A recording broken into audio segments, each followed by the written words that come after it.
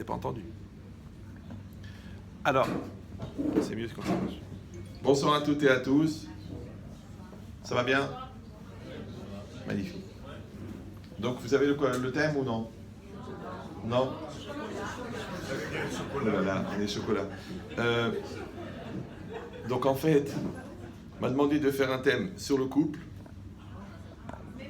mais pour célibataires et pour gens mariés. C'est un truc très compliqué.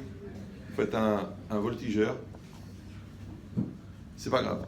Alors, donc, pour les gens mariés, ça les construit, et pour les gens pas mariés, ça les prépare. Au meilleur. Donc, vous savez que c'est marqué dans la Torah, Alken Yazov Ish et Aviv et Timo. C'est pourquoi un homme quittera son père et sa mère, et si on traduit littéralement Yazov, en vérité ça veut dire abandonner. Vedavak Beishto, dit la Torah, il collera avec sa femme.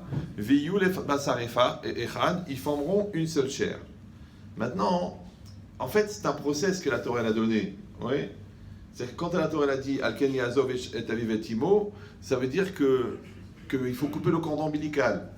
Ouais. Maintenant, ça ne veut pas dire qu'il n'y a plus de famille, ça ne veut pas dire qu'il n'y a plus de parents. Je le dis, je précise parce que je ne sais pas pourquoi. Il y a une certaine mode aujourd'hui dans les jeunes couples, par des gens parce qu'ils sont formés par des gens un peu fous, je pense, ou débiles, ou psychopathes, qui leur disent qu'il faut couper complètement le lien avec les parents, que la belle-mère c'est un danger, qu'il faut s'éloigner, il ne faut pas habiter dans la même ville, il ne faut pas passer Shabbat ensemble.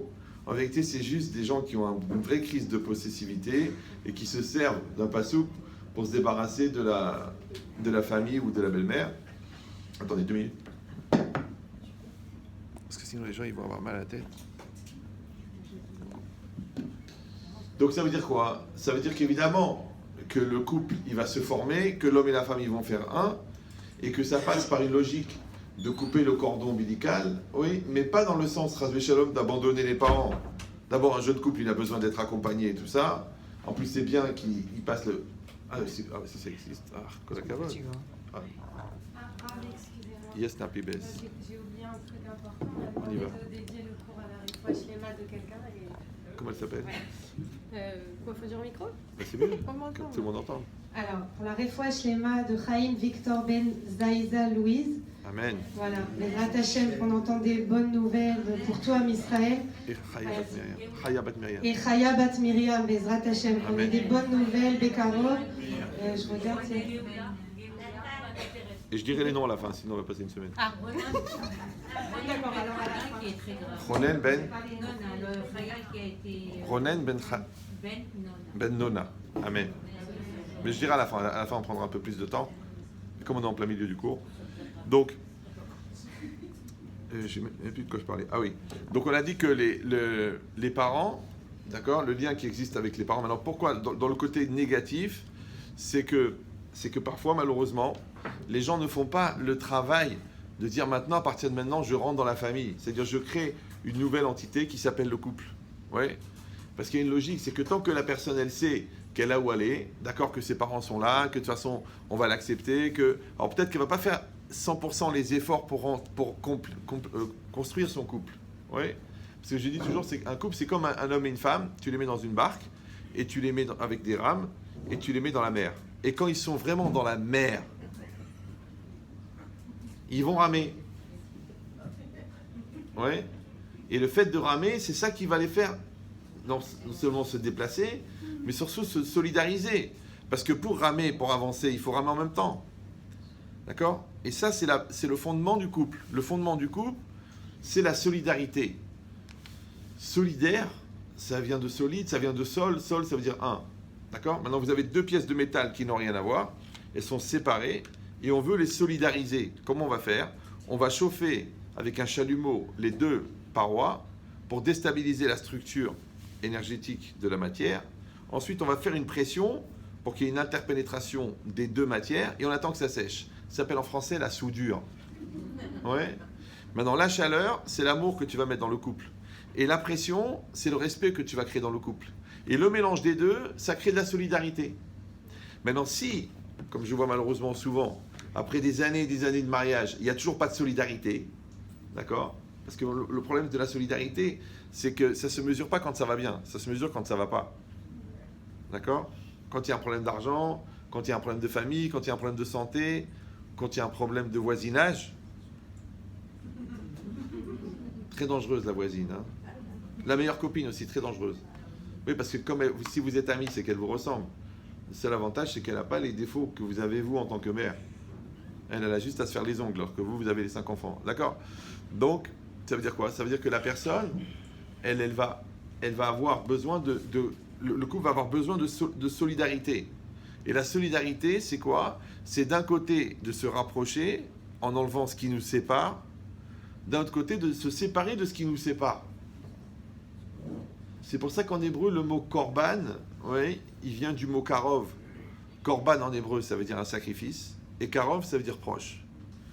Maintenant, pourquoi le mot korban et le mot karov, c'est la même racine? Parce qu'en français, le sacrifice, c'est quoi? C'est que la seule manière de se rapprocher d'une chose, c'est de sacrifier ce qui nous en sépare.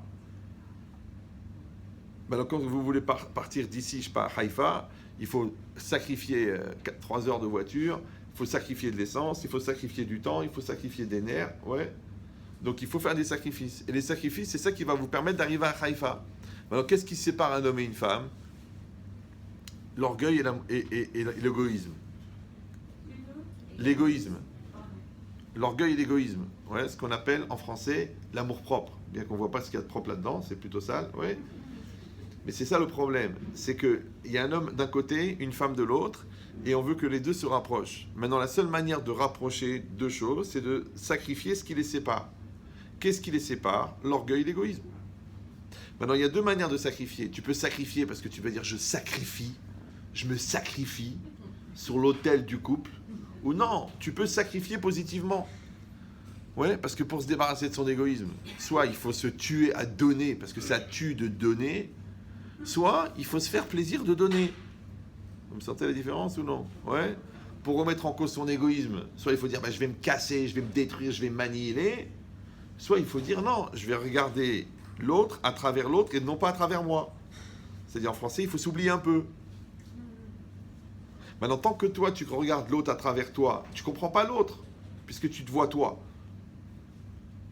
Vous savez que le miroir, je ne sais pas si vous avez eu l'occasion d'en utiliser un jour dans votre vie, le miroir, c'est statistiquement prouvé, souvent, ne fait que refléter la personne qui est en face.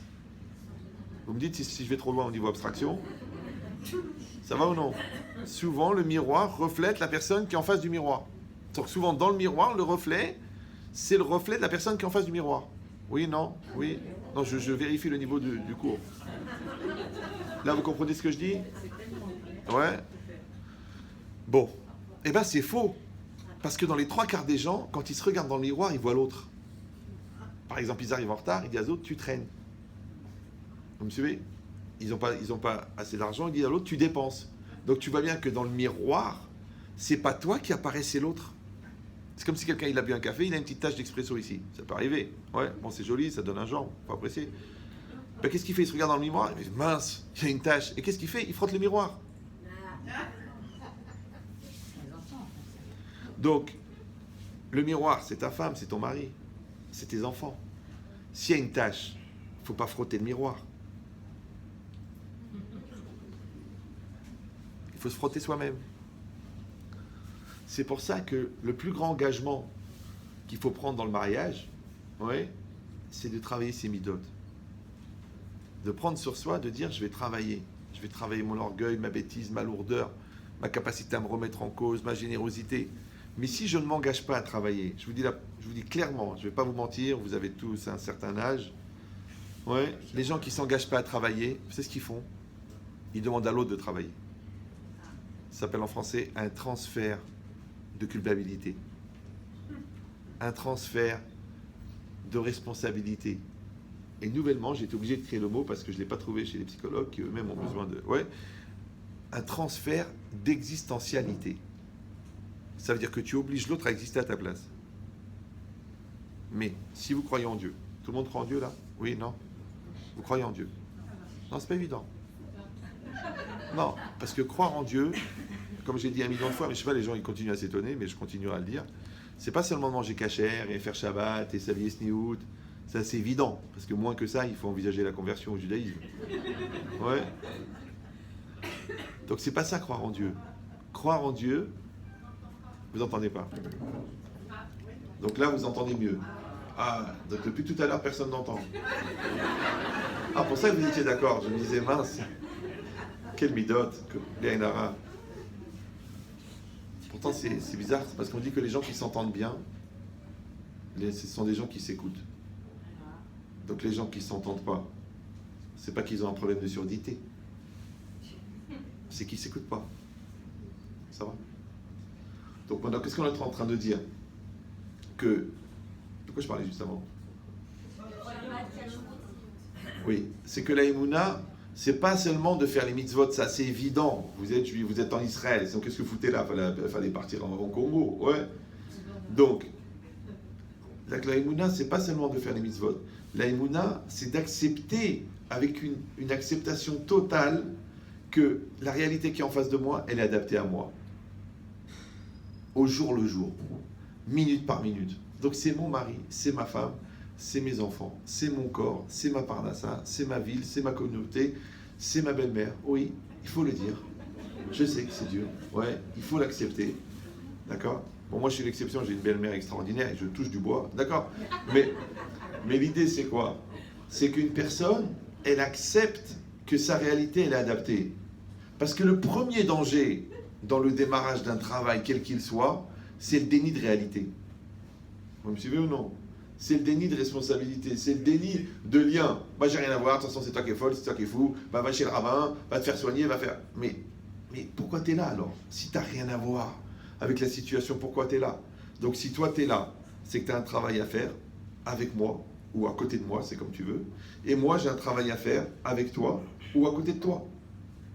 Mais ça, cette acceptation du travail, c'est-à-dire de dire qu'on est venu au monde pour faire un travail. Donc moi, j'ai un travail à faire, je sais pas, sur l'orgueil, moi j'ai un travail à faire sur la générosité, moi j'ai un travail à faire sur les nerfs, moi j'ai un travail à faire sur la lourdeur, sur la paresse. Chacun, il a un travail à faire. Et ça, c'est le travail des midotes. Et ça, tout le monde a un travail à faire. Parce que sachez qu'une personne, quand elle a atteint son maximum au niveau amélioration, perfection, elle meurt. Donc si tu es vivant, c'est soit que tu peux faire mieux, soit que tu peux faire pire. Donc on va garder l'option positive, que tu peux faire mieux. Alors fais mieux. Mais si toi tu continues à exister en pensant que c'est à l'autre de s'améliorer, il y a une vraie question, c'est qu'est-ce que tu fais là toi? Tu sers à rien. Parce que l'autre il a déjà un miroir, l'autre il a déjà une conscience, donc il a besoin de ta conscience à toi pour lui dire, ah tu sais, il faudrait que tu t'arranges sur ça, il faut que tu t'améliores sur ça. Pourquoi tu as épousé une demeurée? Tu as épousé un sociopathe. Donc la base, c'est que chacun il prenne sur lui, il dit on va travailler les midotes. Quand déjà on prend chacun sur soi de travailler ses midotes, on a gagné la moitié du Shalom Bayit. Moi, de mon expérience personnelle de quelques dizaines de milliers de couples, je n'ai pas votre expérience à vous, d'accord? Mais ce que je vois, parce que les 3/4 des gens qui ont des problèmes de couple, en fin de compte, c'est les problèmes personnels, ce n'est pas des problèmes de couple. Mais ils viennent avec des problèmes personnels, chacun vient avec son linge sale, et après ils transfèrent sur l'autre. Mais c'est pour ça que quand les gens m'appellent, ils me disent, Rav Chitrin, voilà, en moyenne 5-6 fois par jour, je pose la question, je dis, mais vous êtes religieux? Ils disent, ça veut dire quoi? Ouais, la raté que le quoi? Ben, ouais. Je dis, mais ça veut dire, est-ce que, c'est pas une question pour la pratique des mitzvot ou quoi, ça c'est votre problème. Mais est-ce qu'au niveau moussari, ça veut dire, est-ce que vous êtes dans une logique de remise en cause, dans une logique de travail sur soi, dans une logique d'évolution personnelle ou non? Et si tu vas dire, eh ben, c'est pas mon style, moi je mange, je bouffe et je dépense l'argent, alors, t'as pas compris. Quand tu veux pas travailler les midotes avec la Torah, l'étape d'après, c'est le psychiatre. Bah oui, parce que nous, on appelle un rachat, on appelle quelqu'un qui n'est pas lui-même, on appelle quelqu'un qui maîtrise pas sa colère. Mais eux, ils appellent un schizophrène. Vous me suivez ou non? Toi, tu dis, bon, je suis un peu insistant dans ma façon de lui parler. Eux, ils appellent ça un pervers narcissique. Donc en vérité, il vaut mieux que tu travailles avec le rabbin sur tes midotes. Ça t'évitera de prendre du Tranxène, du Xanax. Ouais. Parce que tu vas faire le travail toi-même. Mais le travail que tu ne veux pas faire, tu es obligé de le faire chimiquement. Mais comme tu ne veux pas le faire parce que tu penses que c'est l'autre qui n'est pas bien, l'autre qui est malade, donc ça va être le souffre-douleur tant que l'autre a du crédit pour supporter tes nerfs pourris. Tes qualités pourries de ta race pourrie, de ta famille pourrie. Non, je rajoute un peu pour vous défouler. D'accord? Mais c'est cette idée, c'est quoi? c'est que chacun il vient avec des bagages, chacun il vient avec du linge sale. Et normalement, chacun il doit s'occuper de ses problèmes. Moi je le dis, je le répète, les gens ne m'écoutent pas, ils croient que je rigole. Aux toilettes, on y va seul. Même quand c'est marqué toilette publique, c'est rare qu'il y a plusieurs cuvettes. Avec des journaux, un téléviseur. Il y a une seule cuvette. Ça va? Ouais. La salle de bain, on y va seul. Même en Suède, où ils ont l'habitude de se promener tout nus, ils vont seuls à la salle de bain. Oui ou non? C'est vrai, il y a le livre de la tentation, c'est un livre très connu. D'accord? La logique, c'est quoi? Je ne suis pas en train de venir de parler des toilettes et des salles de bain. La logique, c'est très simple. Vous pouvez l'écrire, vous pouvez la graver sur le mur, vous pouvez la tatouer sur le dos de quelqu'un que vous aimez.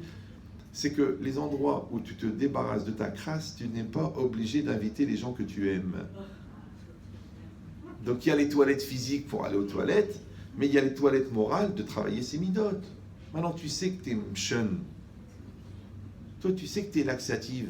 Vous savez, il y a des gens qui ont une capacité à faciliter ton transit de manière incroyable. Mais dès que tu les vois, tu as envie d'aller aux toilettes. Des fois, même leur numéro, il apparaît. Tu te dis, ah ça y est, j'ai envie d'aller aux toilettes. Donc si tu sais que tu es comme ça, il y a des gens, ils le savent au bout d'un moment, parce qu'on leur a dit quand ils étaient jeunes, on leur a dit quand ils s'étaient mariés, on leur a dit quand ils étaient au travail. Alors, ils ont compris qu'ils sont laxatifs. Maintenant, je sais ce qu'ils vont dire. Ils vont dire, mais si je suis comme ça, c'est parce que je suis avec des fainéants, ou c'est parce que je suis avec des lourds, ou c'est parce que je suis avec des idiots. Donc je suis obligé d'être laxatif. Pour rester poli. Ouais. Personne n'a des raisons d'être laxatif. Personne. Personne n'a des raisons d'être méchant. Personne n'a des raisons de rentrer dans la vie de l'autre. Et personne n'a des raisons de juger l'autre. Alors comment je vais faire si je suis comme ça? Genre c'est ma nature. Ouais, il y a des singes, il y a des chevaux, il y a des vaches et il y a des laxatifs. Parce qu'il y en a qui te disent, mais écoute, c'est ma nature. D'accord? Et tu vois, moi, ma mère m'a accepté comme j'étais. Oui, mais ton père s'est pendu. C'est vrai. D'accord? Donc ça veut dire quoi? C'est-à-dire que si tu sais que tu as un caractère, eh ben tu travailles ce caractère. D'après les optimistes, tu pourras changer. D'après les pessimistes, tu pourras au moins aménager. Vous me suivez ou non? Par exemple, les laxatifs, ils vont apprendre à être laxatifs avec eux-mêmes. Vous me suivez ou non? Ça s'appelle en français intolérant avec soi-même. Ça s'appelle perfectionniste. Allez, je peux encore améliorer. Je peux encore changer ma manière de parler. Je peux améliorer mon sourire. Je peux être positif. Je peux me remettre en cause. Il peut faire ça, le laxatif, envers lui-même. D'accord? C'est pareil, la générosité. Quelqu'un, il est radin. Il y a des gens qui sont comme ça. Ils sont référencés sur barredefer.fr, sur radin.com. Ouais. Eh bien, qu'est-ce qu'ils vont faire, ceux-là? Eh bien, ils vont travailler. Alors, le Rambam, il dit, si quelqu'un il est vraiment radin, il faut qu'il soit très très généreux, et après il va revenir à la moyenne. Parce que la nature, elle est que quelqu'un, il n'oublie pas ouais, son intérêt. Mais ça veut dire quoi? Ça veut dire qu'il faut être dans une logique de travail. Quelqu'un, il a de l'orgueil. Ouais, c'est une tendance très facile, l'orgueil. Maintenant, il y a deux manières d'être orgueilleux.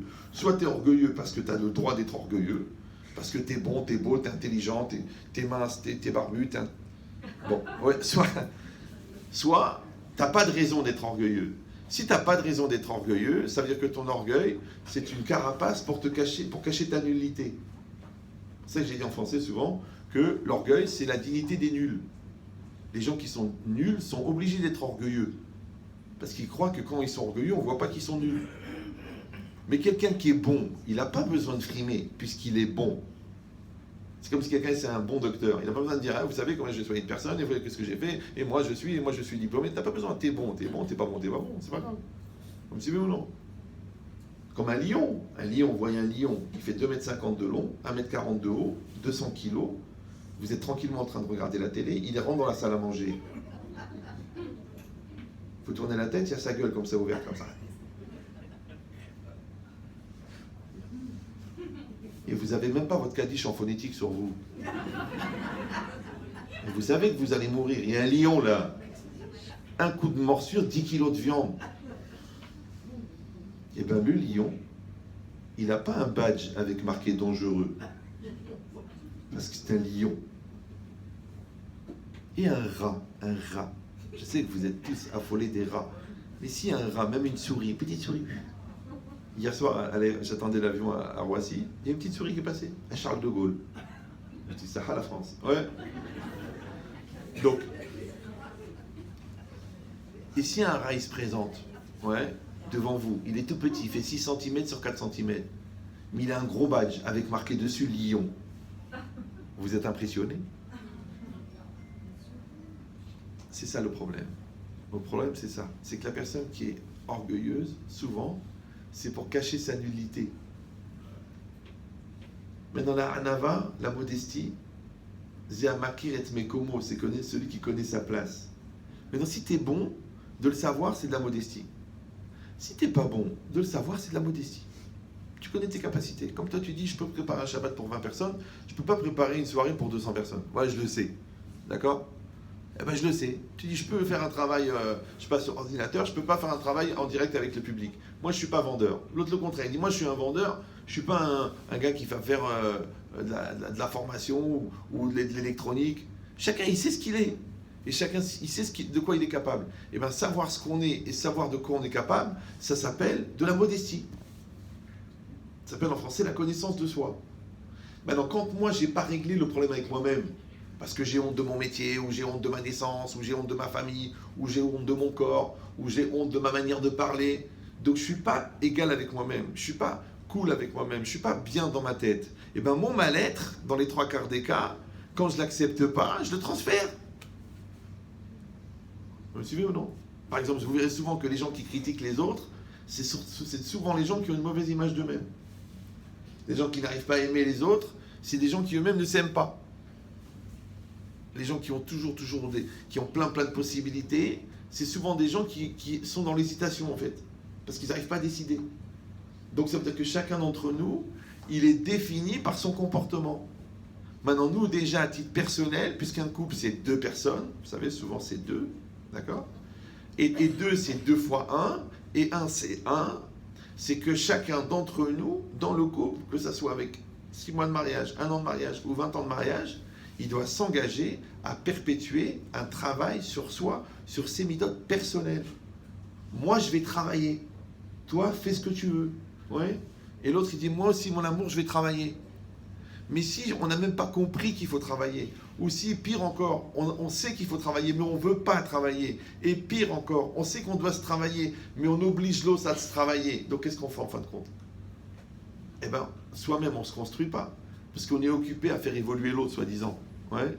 Et le couple, qui est la communion de nos 2 bonnes volontés, il ne va pas se créer, puisque pour l'instant, il n'y a que la mauvaise volonté de déranger l'autre.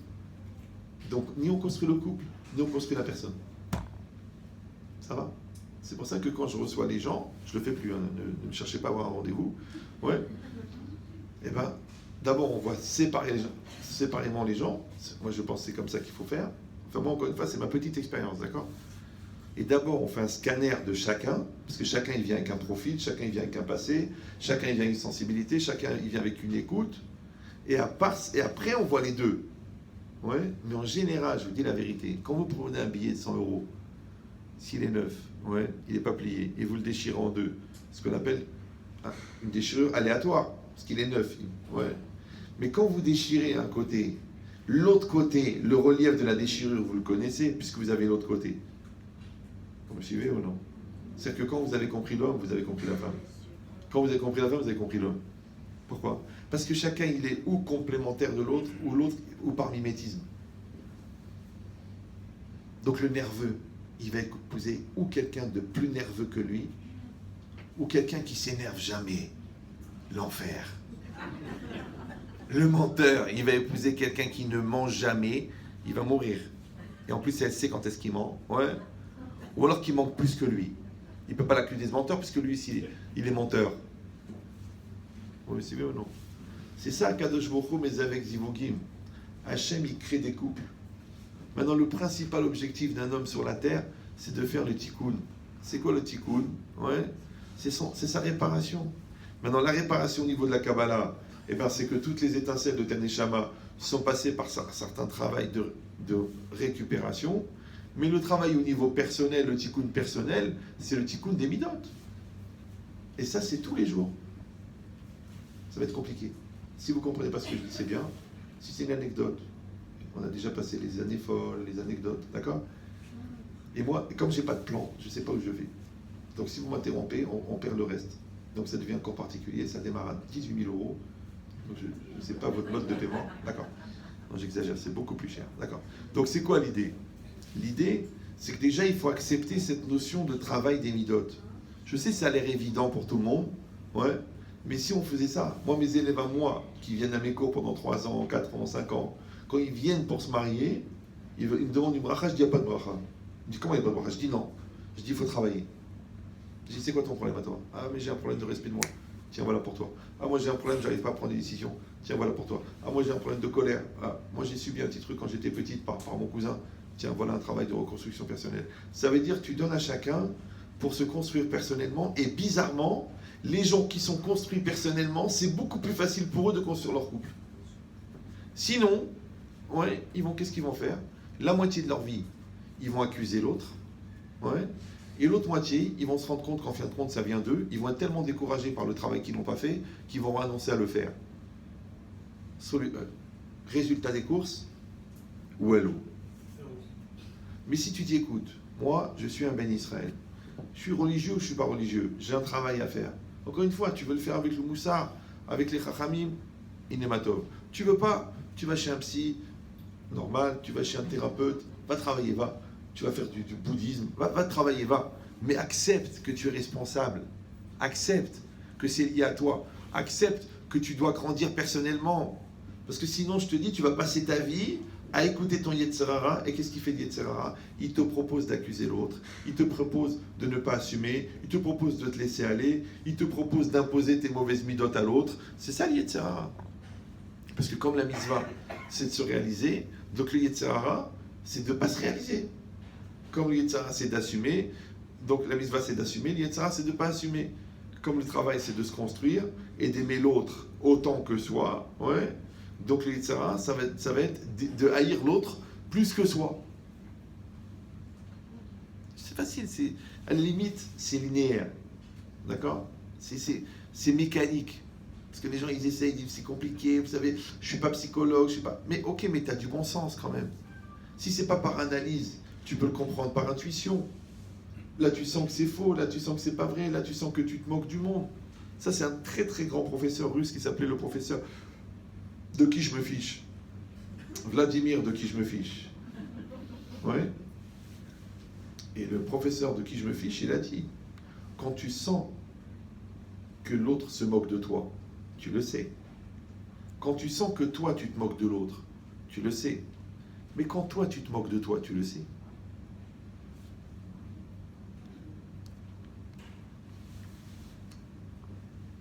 Vous comprenez ce que je dis ou là? Parce que quand l'autre se moque de moi, je le sais, puisqu'il est en face de moi, il me dit que la voiture elle est en bon état, et moi je sais qu'elle est pourrie. Donc je sais qu'il se moque de moi. Pourquoi? Parce qu'il est loin de moi. D'accord? Quand moi je me moque de l'autre, je le sais. Parce que quand moi je suis étranger à l'autre, donc moi je lui dis une chose et je pense autre chose. Donc je sais ce que je pense. Donc comme l'autre est étranger de moi, moi je sais que je me moque de lui. Ça va? Donc quand l'autre est étranger de moi, je sais qu'il se moque de moi. Quand moi je suis étranger de lui, je sais que je me moque de lui. Alors comment je sais que moi je me moque de moi? Ben, c'est très simple. Ça veut dire que je dois être assez étranger de moi pour me rendre compte moi-même que moi-même je me moque de moi. Et vous allez dire, mais attendez, c'est quoi ce truc-là? Ça sort d'où? Non, c'est très simple. Ça s'appelle l'introspection. En psychologie, ça s'appelle la projection au-dessus de soi-même. Et en hébreu, ça s'appelle le moussard. C'est ça le moussard. Les gens ils croient que moussard, c'est une marque de moussard rasé. Non! Le moussard, c'est une caméra que tu mets au-dessus de ta tête pour te regarder vivre. Par exemple, moi je vous parle. Vous voyez là? Oui, je vous parle. En même temps que je vous parle, je m'écoute. Pourquoi? Pas parce que j'adore m'écouter. Non, c'est parce que j'ai besoin de savoir si ce que je dis, ça rentre dans la ligne de ce que je dois dire. Si je suis encore dans les horaires, j'ai le minutage ici sur le téléphone. Si ça correspond à ce que vous avez besoin d'entendre, si ça vous intéresse, si vous dormez, je suis obligé sinon je dis je ferme les yeux, je fais mon cours et je m'en vais. Non, je dois dire quelque chose que vous allez entendre. Pourquoi? Parce que je veux que quand on finit le cours, on soit plus unis. Ça s'appelle en français la communication. Et communication, ça vient de communiquer. Et communiquer, c'est comme un. Et comme un, c'est comme un. Maintenant, si on n'a rien en commun après avoir communiqué, c'est pas qu'on a communiqué, c'est qu'on a informé. Et dans informer, il y a un. Mais dans communauté, il y a deux. Maintenant, moi, je veux qu'on soit en communion. En communion, c'est quoi? C'est que moi, je suis avec vous et vous êtes avec moi.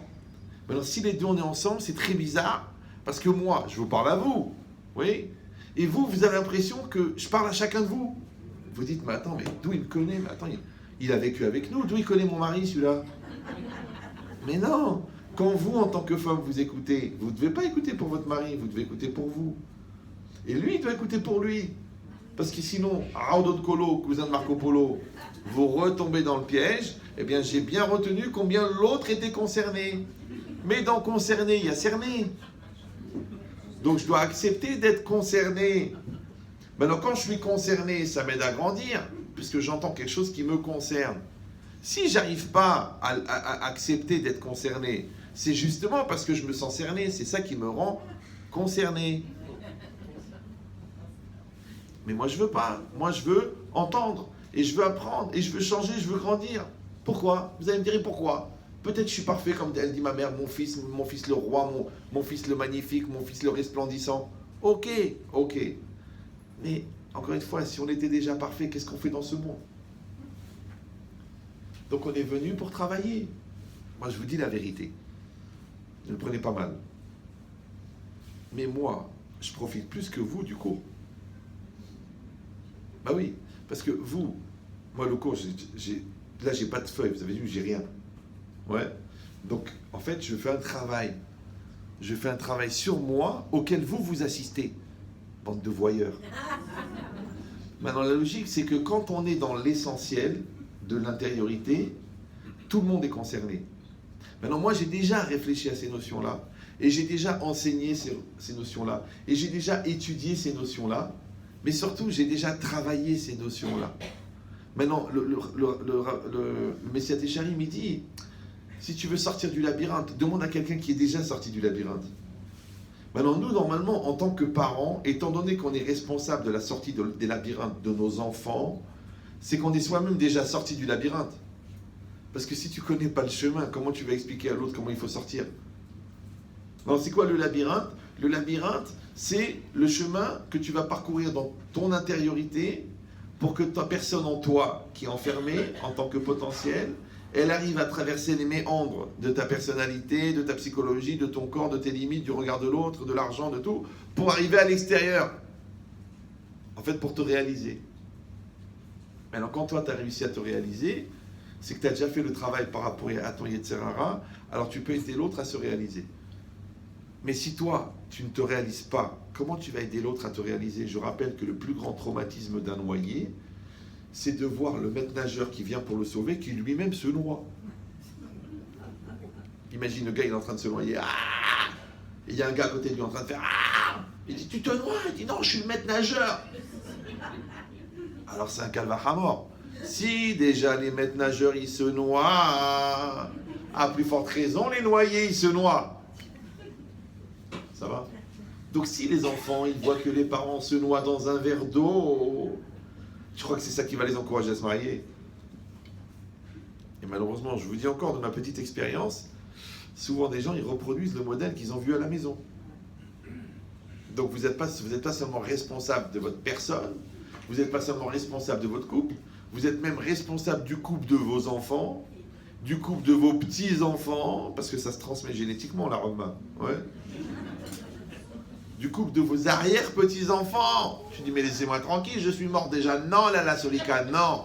C'est ta faute, t'étais une jeune femme. Allah. Regarde ta petite fille, regarde, c'est tout emporté. Regarde là comment elle est bloquée devant son lit, elle veut rien faire. Elle sort pas, elle bloque toute la famille. Ça, c'est ton caractère. Là-haut, dans le ciel, on va te faire le procès.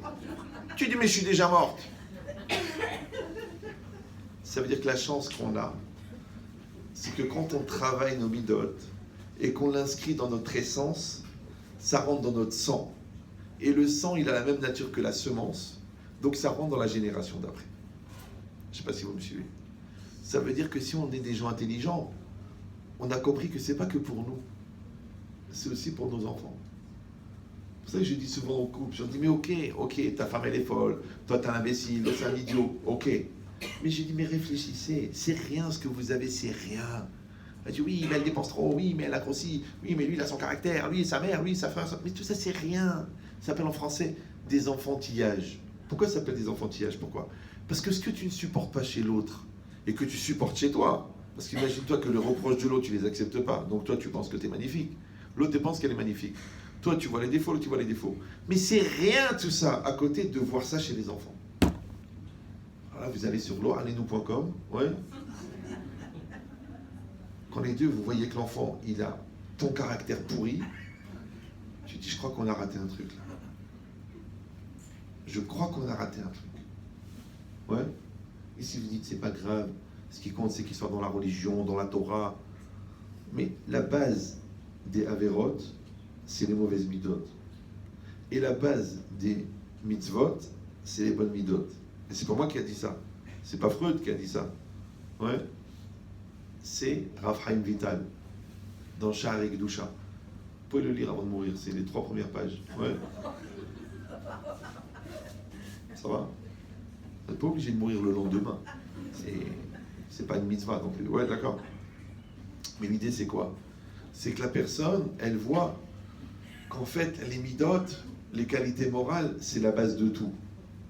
Alors, quand tu as travaillé une mida, par exemple, qui s'appelle la zrizout, de faire les choses avec rapidité, c'est facile de te lever le matin. Donc, si tu rates tous les matins le Kriyat Shema, c'est pas seulement parce qu'il y a un Yetzer Hara de rater le Kriyat Shema, c'est aussi parce que tu n'as pas travaillé la qualité de te lever le matin.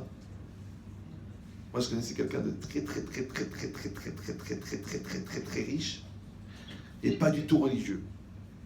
Et quand il a voulu marier ses filles, c'était très dur. Parce que les gendres, c'est rare qu'ils venaient pour les qualités morales.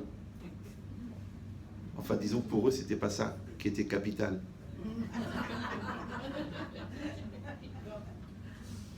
Et quand sa fille, que je connais, elle m'a dit, mais quand je voulais présenter un garçon à mon père, en tant que khatan, il me posait une seule question. Il ne me disait pas qu'est-ce qu'il a comme argent, il ne me disait pas qu'est-ce qu'il a comme situation, il ne me disait pas combien il a d'immeubles, il ne me disait pas, pourtant c'était un milliardaire le père. Il ne demandait pas ce qu'il était religieux, parce que lui-même n'était pas religieux. Il demandait une chose, il disait est-ce qu'il se lève le matin? Vous me suivez ou là? Ou là là? Maintenant qu'il ne se lève pas le matin, ouais, et il n'est pas religieux, eh ben ça sera un loser, un glandeur, un raté qui passera sa vie à dire j'ai raté des opportunités de folie alors qu'en fait il dormait. Ouais. Et si c'est un religieux, il ne sera jamais un Rosh Yeshiva, il ne sera jamais un Rosh Kollel. Parce que comment il va apprendre le Talmud par cœur puisqu'il n'arrive même pas à se lever à la tfila? Vous me suivez ou non? Donc celui-là, il n'a pas raté sa vie parce qu'il avait un mauvais mazal, ou parce que Dieu était contre lui, ou parce que là, il a raté sa belle-mère. Non! Il a raté sa vie parce que c'est un glandeur. Il ne faut pas avoir peur. Moi, j'ai dit à des gens, des fois, ils viennent me poser des questions. Voilà, j'ai un problème de dualité dans la relation au divin, parce que je vois des choses qui sont en contradiction avec la notion du chesed. J'ai dit, écoute-moi bien, la philosophie, j'en ai fait avant toi, avant que tu naisses. Et je vais te dire mon point de vue. Il me dit, c'est quoi? Je dis, t'es un glandeur. Il me dit, ah bon? Je dis, oui, t'es un glandeur. Parce que quand il y a le match maintenant, il y a le match. Il faut jouer le match. Toi, tu joues le ballon, toi. Tu tournes autour. Ballon, il faut signer. Tu l'as vu cette affaire ou non? Il faut 50 000 shekels. Tu les mets ou non? Oui, mais comprenez l'emplacement, le truc, le style, le genre, il m'a mal parlé, il m'a mal accueilli, je suis pas sûr, j'ai peur, la Inara, c'est la lune descendante. Tu mets les 50 000 shekels ou non? Si tu les mets pas, ça veut dire que tu n'as pas l'intelligence qu'il faut. Parce que tu as peur. Si tu les mets, Si tu les mets, il va falloir les assumer. Mais alors tu les as mis là. On dit d'ailleurs, tu l'as mis là. D'accord? C'est pas grave. Donc tu vas assumer, tu vas faire, tu vas réussir. Mais toi, tu veux pas les mettre. Pourquoi? Parce que tu inventes 1 million de raisons. Pourquoi? Parce que tu es un glandeur. Parce que tu sais que si tu mets l'argent, il va falloir travailler. Tu sais que si tu mets l'argent, tu peux gagner 1 milliard avec 50 000 shekels. Mais il faut se lever. Ah, il faut se lever. Ah, je pensais qu'on allait répartir les rôles. En fait, toi, tu allais bosser, moi, j'allais mettre là. Non. On se lève tous les deux, on se bat tous les deux. On prend le téléphone, on fait le taf, on va les clients, on va se battre, on va en Chine, T'es prêt ou non? Ah, j'ai peur de mal supporter la température. Donc, t'es un glandeur. Si t'es un glandeur, prends ton RSA ou là. Détends-toi, ça va aller. De toute façon, tu sais, on peut mourir gros, on peut mourir maigre. On peut grossir parce qu'on mange mal ou parce qu'on mange bien, mais de toute façon, on va mourir. Alors reste là où tu es, c'est mieux pour toi. Ah, tu dis non, j'ai envie de réussir. Alors bouge. Oui, en fin de compte, c'est ça le résumé. Le résumé, c'est est-ce que tu te lèves le matin? Eh bien, c'est exactement pareil. Toi, aujourd'hui, tu vas te lever. Tu vas te lever pourquoi? Pour faire avancer ton couple ou tu vas te lever pour embêter l'autre? Pourquoi tu vas te lever, toi? Pour te remettre en cause ou pour accuser l'autre? Pourquoi tu vas te lever?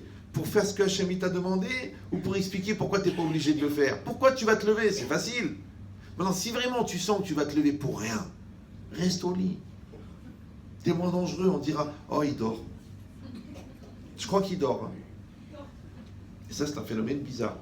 Ça vous est tous arrivé. Vous avez fait une petite sieste le Shabbat après-midi ou un jour où vous pouvez le faire. Vous êtes allongé et vous dormez. Et après, vous vous réveillez. Et vous avez les yeux ouverts comme ça. Détendu. Pas de stress, rien du tout. Mincha, c'est dans 1 heure. On est Shabbat après-midi. Vous êtes bien. Et d'un seul coup, vous entendez des bruits dans le couloir. Il y a quelqu'un qui vient dans la chambre. Vous êtes la chambre au fond du couloir. Et juste avant que la personne elle ouvre la porte, vous fermez les yeux. Et vous faites semblant de dormir. C'est un phénomène paranormal, très connu chez les sorciers. Je pose la question, puisque tout le monde se reconnaît dans ce type de phénomène bizarre, pourquoi tu fais semblant de dormir? Un petit peu, non. C'est pas que c'est la personne, tu rentres, t'as pas envie de la voir, ouais, ou que t'as pas envie de discuter, ou non, t'as rien, tu l'aimes, elle est sympathique, c'est ta femme, c'est ton mari, c'est ton fils, y a pas de problème. Mais bizarrement, quand elle est rentrée, t'as fermé les yeux. Et l'autre, David, genre, oh, pourquoi tu me réveilles? Ah, et la malhonnêteté. Mais tu dormais pas. Non. Mais non, c'est une image, bien sûr, vous avez bien compris. Ouais. C'est quoi une image? C'est que tu es réveillé et tu fais semblant de dormir. D'accord? Mais des fois, c'est l'inverse. C'est que tu es marié. Ouais. Non, tu es célibataire, mais tu fais semblant que tu es marié. Comme si vous ou non? Tu as des enfants, mais tu fais semblant que tu n'as pas d'enfants. Mais alors, quand tu n'as pas d'enfants, il y a toute une masse de liberté que tu peux te permettre. Il y a toute une tranquillité que tu peux avoir. Il y a tout un espace d'égoïsme que tu peux développer. Mais quand tu as des enfants, c'est compliqué. Parce que les enfants ont un défaut, c'est qu'ils sont vivants. Non, je rigole pas. Une fois, quelqu'un est venu chez moi, il m'a dit, écoutez, on est venu soi-disant pour le Shalom Bayit, c'est pas un problème Shalom Bayit. Écoutez, je suis un homme très occupé, j'ai 6 sociétés, j'ai pas la tête, d'accord? Je sais, c'est très simple. Ma femme, elle est là, je vous le dis devant elle, je parle ouvertement, moi je suis transparent, je suis translucide. Je vous dis là, le problème. Je rentre le soir, il est 8h, je suis fatigué, d'accord? J'ai 4 sociétés, j'ai 111 employés. Donc moi, ce que j'ai besoin, c'est que les enfants, ils soient douchés, ils soient couchés, ils dorment. Je mange mon repas, je regarde mon film, je dors. Voilà ce que j'ai besoin, d'accord? Ça va? Expliquez ça à ma femme, on n'a plus de problème de Shalom Bayit. Mais moi, si je rentre, je les vois en train de crier, je les vois en train de s'énerver. Ils me disent, papa a besoin, papa on me faire les mal, papa aide-moi pour le français, papa aide-moi pour la Mishnah. Moi, j'ai pas la tête, moi. D'accord? Faut pas me saouler, moi, monsieur. Moi, je travaille. D'accord? Je dis, ok. Il me dit alors, je dis, bah, si vous voulez, c'est pas la peine qu'on perde le temps à faire une consultation de Shalom Bayit. J'ai une solution. Il m'a dit laquelle? Je dis, vous achetez un pistolet avec un silencieux. Vous attendez que les 4 enfants ils dorment. Vous allez dans la chambre et chacun a une balle dans la tête. C'est pas grave. C'est pas d'halakha, c'est un conseil, d'accord? Après ce que vous faites, vous entendez pas? Peut-être. J'ai pas compris. Alors peut-être qu'on peut rajouter un rang pour le problème de surdité. Non, mais il faut augmenter le son. Je peux pas augmenter le son, moi. Peut-être qu'il faut l'orienter par là-bas. Pourquoi je l'avance pas? C'est un silencieux, c'est pour ça. Vous pouvez vous approcher, c'est pas grave. Il n'y a pas une route de ce côté. Messieurs, mettez-vous un peu par là. Voilà, les dames qui sont là-bas, qui sont loin. Oh là, avec l'écho, on est une église. Mes très chers frères. Voilà. C'est bon, c'est mieux là? Vous entendez mieux là-bas? Oui, non? Oui, non? Il faut faire une collecte pour une sono. Voilà, vous entendez mieux là? Super, et ben voilà. Je recommence pas depuis le début. Hein. Alors, déjà qu'il y en a qui crient pour que je m'étouffe. Alors, donc... oh, ça encourage les encouragements. Donc, de quoi je parlais? C'est ça. Donc j'ai dit, j'ai dit écoute au gars, j'ai dit prends un pistolet avec un silencieux, tu tues tous tes enfants, tu te débarrasses des corps, ouais. Tu gardes une photo de chacun, tu la poses sur la cheminée, et quand tu rentres le soir, tu dis à ta femme, ils sont sages comme des images. Il me dit, mais Rav, je vais pas tuer mes enfants. Je dis, mais écoute-toi parler. En fin de compte, ce qui te dérange chez eux, c'est qu'ils existent. Vous me suivez ou non? C'est pareil, l'autre il dit oui, son caractère, son truc, sa façon, son genre, son truc. En fin de compte, ton problème c'est quoi? C'est que tu es marié. Donc ce que tu pourrais faire, si tu veux, ça serait de te marier. Je dis, mais je suis marié. Non, non, non, non, moi je parle pas de la cérémonie, après du contrat social que vous avez créé, d'habiter dans le même endroit pour payer moins cher le loyer. Non! De te marier des couleurs. Vous savez comment ça? Ouais, du jaune et du bleu, tu les maries, ça fait du vert. Ouais. Tu maries l'eau et la farine, ça fait de la pâte. Tu maries l'eau et le ciment, ça fait du béton. Tu maries l'eau et la terre, ça fait de la boue. C'est ça, marier. Mais je crois que tu t'es pas encore marié, toi. Donc les gens, ils font ça. Ils pensent qu'ils sont mariés, ouais, mais en fait, ils vivent comme des célibataires. En hébreu, on appelle ça le rôle nisu'in, de prendre sur soi le joug du mariage. Tout ça, c'est Rav Dessler, Rav Wolbe, il disait toujours, Khatanim, dans les calottes, n'oubliez pas que le mariage, c'est un rôle. C'est quoi un rôle? Parlez l'hébreu, non? Un joug. Ouais. C'est pour ça que là-bas, ils ont choisi de tendre l'autre joug. Déjà, tu prends un joug, tu prends l'autre. Non. Un rôle, c'est un joug. Alors, vous imaginez le bœuf, ouais, baraqué comme ça, il peut tirer une locomotive. On lui met un joug. Vous êtes à la campagne. Vous avez vu les jougs en bois de l'époque, là? Tu sais, les jougs des chevaux. Vous avez vu quand un truc énorme en bois, là, avec du cuir à l'intérieur pour ne pas blesser l'animal. Essayez de le porter. Ça pèse 1 tonne, ça pèse 40 kilos. Tu dis, mais le pauvre le cheval, le pauvre le bœuf, le pauvre bon mari. D'accord? Personne n'a réagi. Je crois qu'il y en a une qui allait dire la vérité si jument. D'accord? Mais c'est quoi l'idée? C'est que tu prends sur toi le joug du mariage. Ouais. Maintenant, en hébreu, le rôle, ça veut dire le joug. Ouais. Mais le rôle, en français, ça veut dire le rôle. Alors, au cinéma, ça s'appelle un rôle, mais dans la vie, ça s'appelle une responsabilité. Par exemple, quand on dit « Est-ce que tu joues ton rôle de père ?» C'est pas que tu aies un rôle. Non, c'est que tu joues ton rôle. Maintenant, l'expression en elle-même, elle est très sympathique. Quand quelqu'un vient te dire « Ah, tiens, tu ne joues pas le rôle de père. » Tu dis « Je savais pas que c'était une pièce de théâtre ou un film pour jouer le rôle. » Ah, tu vois, c'est ça le problème. C'est que quand toi, tu assumes le rôle, oui, tu n'auras pas besoin de jouer le rôle. Mais si tu joues le rôle du père ou du mari ou de la maman ou de la femme ou de l'épouse ou de la fille, tu joues le rôle. Donc pour toi, tu ne peux pas accepter le rôle puisque tu joues le rôle. Ça a l'air d'un jeu de mots comme ça. Mais ce n'est pas un jeu de mots. Ouais. Et d'un autre côté, le contraire. Quand tu prends sur toi le rôle, c'est fini. Par exemple, une dette, tu empruntes de l'argent. Quand tu prends sur toi le rôle de la dette, le joug de la dette, eh ben, le bon Dieu il va t'aider à trouver l'argent. Mais si toi, quand tu as pris l'argent, tu t'es pas engagé à le rembourser, donc tu n'as pas pris le joug du remboursement, bizarrement, Hachem ne t'aide pas à rendre l'argent. Comme ça, il explique le Rav Chaim Shmulevitz. Ça va?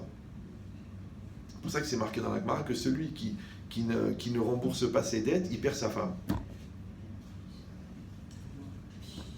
Il dit, mais la pauvre, qu'est-ce qu'elle a fait? Elle a épousé un voleur. Non. Alors, les commentaires là-bas, ils expliquent. C'est que si quelqu'un, il ne comprend pas son obligation de rendre l'argent, donc il ne comprend pas la dette qu'il a, il n'a pas compris non plus la reconnaissance qu'il doit avoir envers sa femme. Donc on va pas lui laisser sa femme, puisque c'est pas à cause d'elle. Vous me suivez ou non? C'est pareil. C'est que la reconnaissance, c'est en fait reconnaître ma responsabilité, reconnaître mon engagement. Mais ton engagement, il doit être basé sur la reconnaissance du bien que l'autre t'a fait. Maintenant, quand toi, tu reconnais le bien que l'autre t'a fait de te prêter, c'est pas difficile de rendre. Mais quand toi, tu empruntes avec la remma d'emprunter, donc à la limite, tu en veux à l'autre de t'avoir prêté, parce que ok, ça t'a soulagé sur le moment, mais comme tu as tout perdu au poker, l'autre, il te prend la tête à te demander que tu lui rendes. Donc tu lui en veux de t'avoir prêté. Ça va? Et quelqu'un que tu lui en veux d'avoir prêté, tu ne peux pas lui rendre, parce que non seulement il te fait mal de te demander, mais en plus, tu vas lui rendre, ah bah ça me ferait mal ça de lui rendre. Mais quand tu reconnais la dette, c'est parce que tu reconnais le bienfait qui va avec la dette. Et quand tu reconnais le bienfait de la dette, c'est facile de rendre l'argent. Donc quand tu reconnais tout le bienfait que t'apporte ta femme, c'est facile d'être gentil. Et quand tu reconnais tout le bienfait de ton mari, c'est facile d'être gentil. Donc si on n'arrive pas à être gentil, c'est parce qu'on a un problème de Hakaratatov. Vous avez compris ou non? Et Hakaratatov, c'est quoi? Les gens, ils traduisent la reconnaissance du bien. Mais c'est une erreur très grave.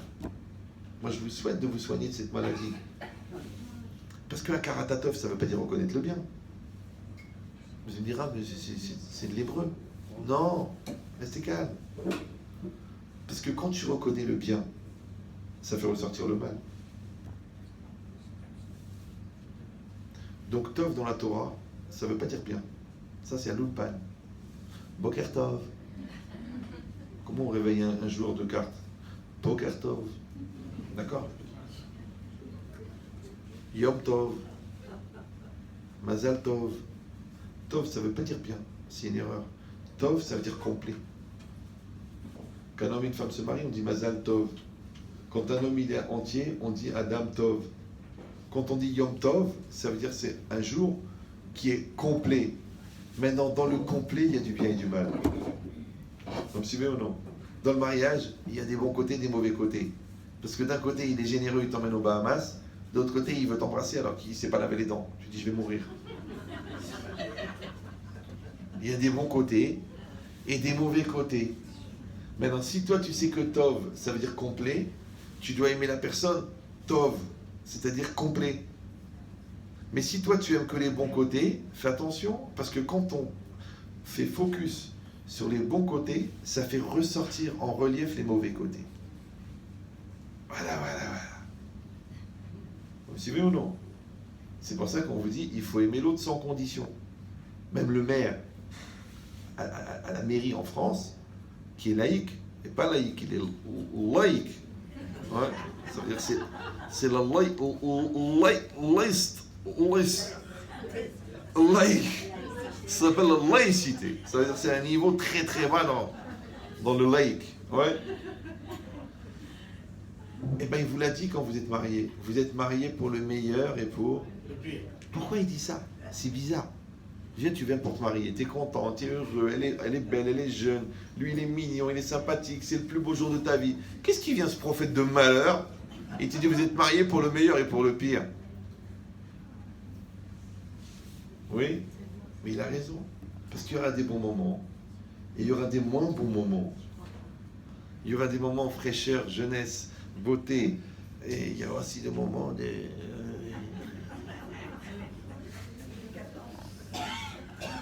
La baisse des valeurs boursières n'est pas qu'un phénomène financier. Après tu as changé, tu as grossi, tu es devenu maintenant une hassida du Rav Cellulite. Qu'est-ce que tu veux que je te dise? Ton corps il est déformé, et tu m'as fait 6 enfants. Dis-moi, j'étais un avion de chasse, tu m'as rendu une caravane. Mais c'est toi. Encore une grossesse, combien? Il n'y a que les stars qui peuvent sortir avec mince d'une grossesse, c'est normal, puisque c'est pas leur gosse. D'accord? Mais l'idée, c'est quoi? C'est que on se marie, on va changer. On se marie, on va vieillir. On se marie, on va avoir un caractère. On se marie, Il y aura des bons moments, on va se marier, il y aura des plus durs moments. On se marie, il y aura tes parents, il y aura mes parents, on se marie, il y aura des enfants, on se marie. C'est comme ça la vie. Maintenant, quand toi tu acceptes, tu dis, mais moi je t'aime. C'est comme on disait les grands-mères. Quand tu dis, mais il a fait caca le petit. Elle dit, son caca, je le mange.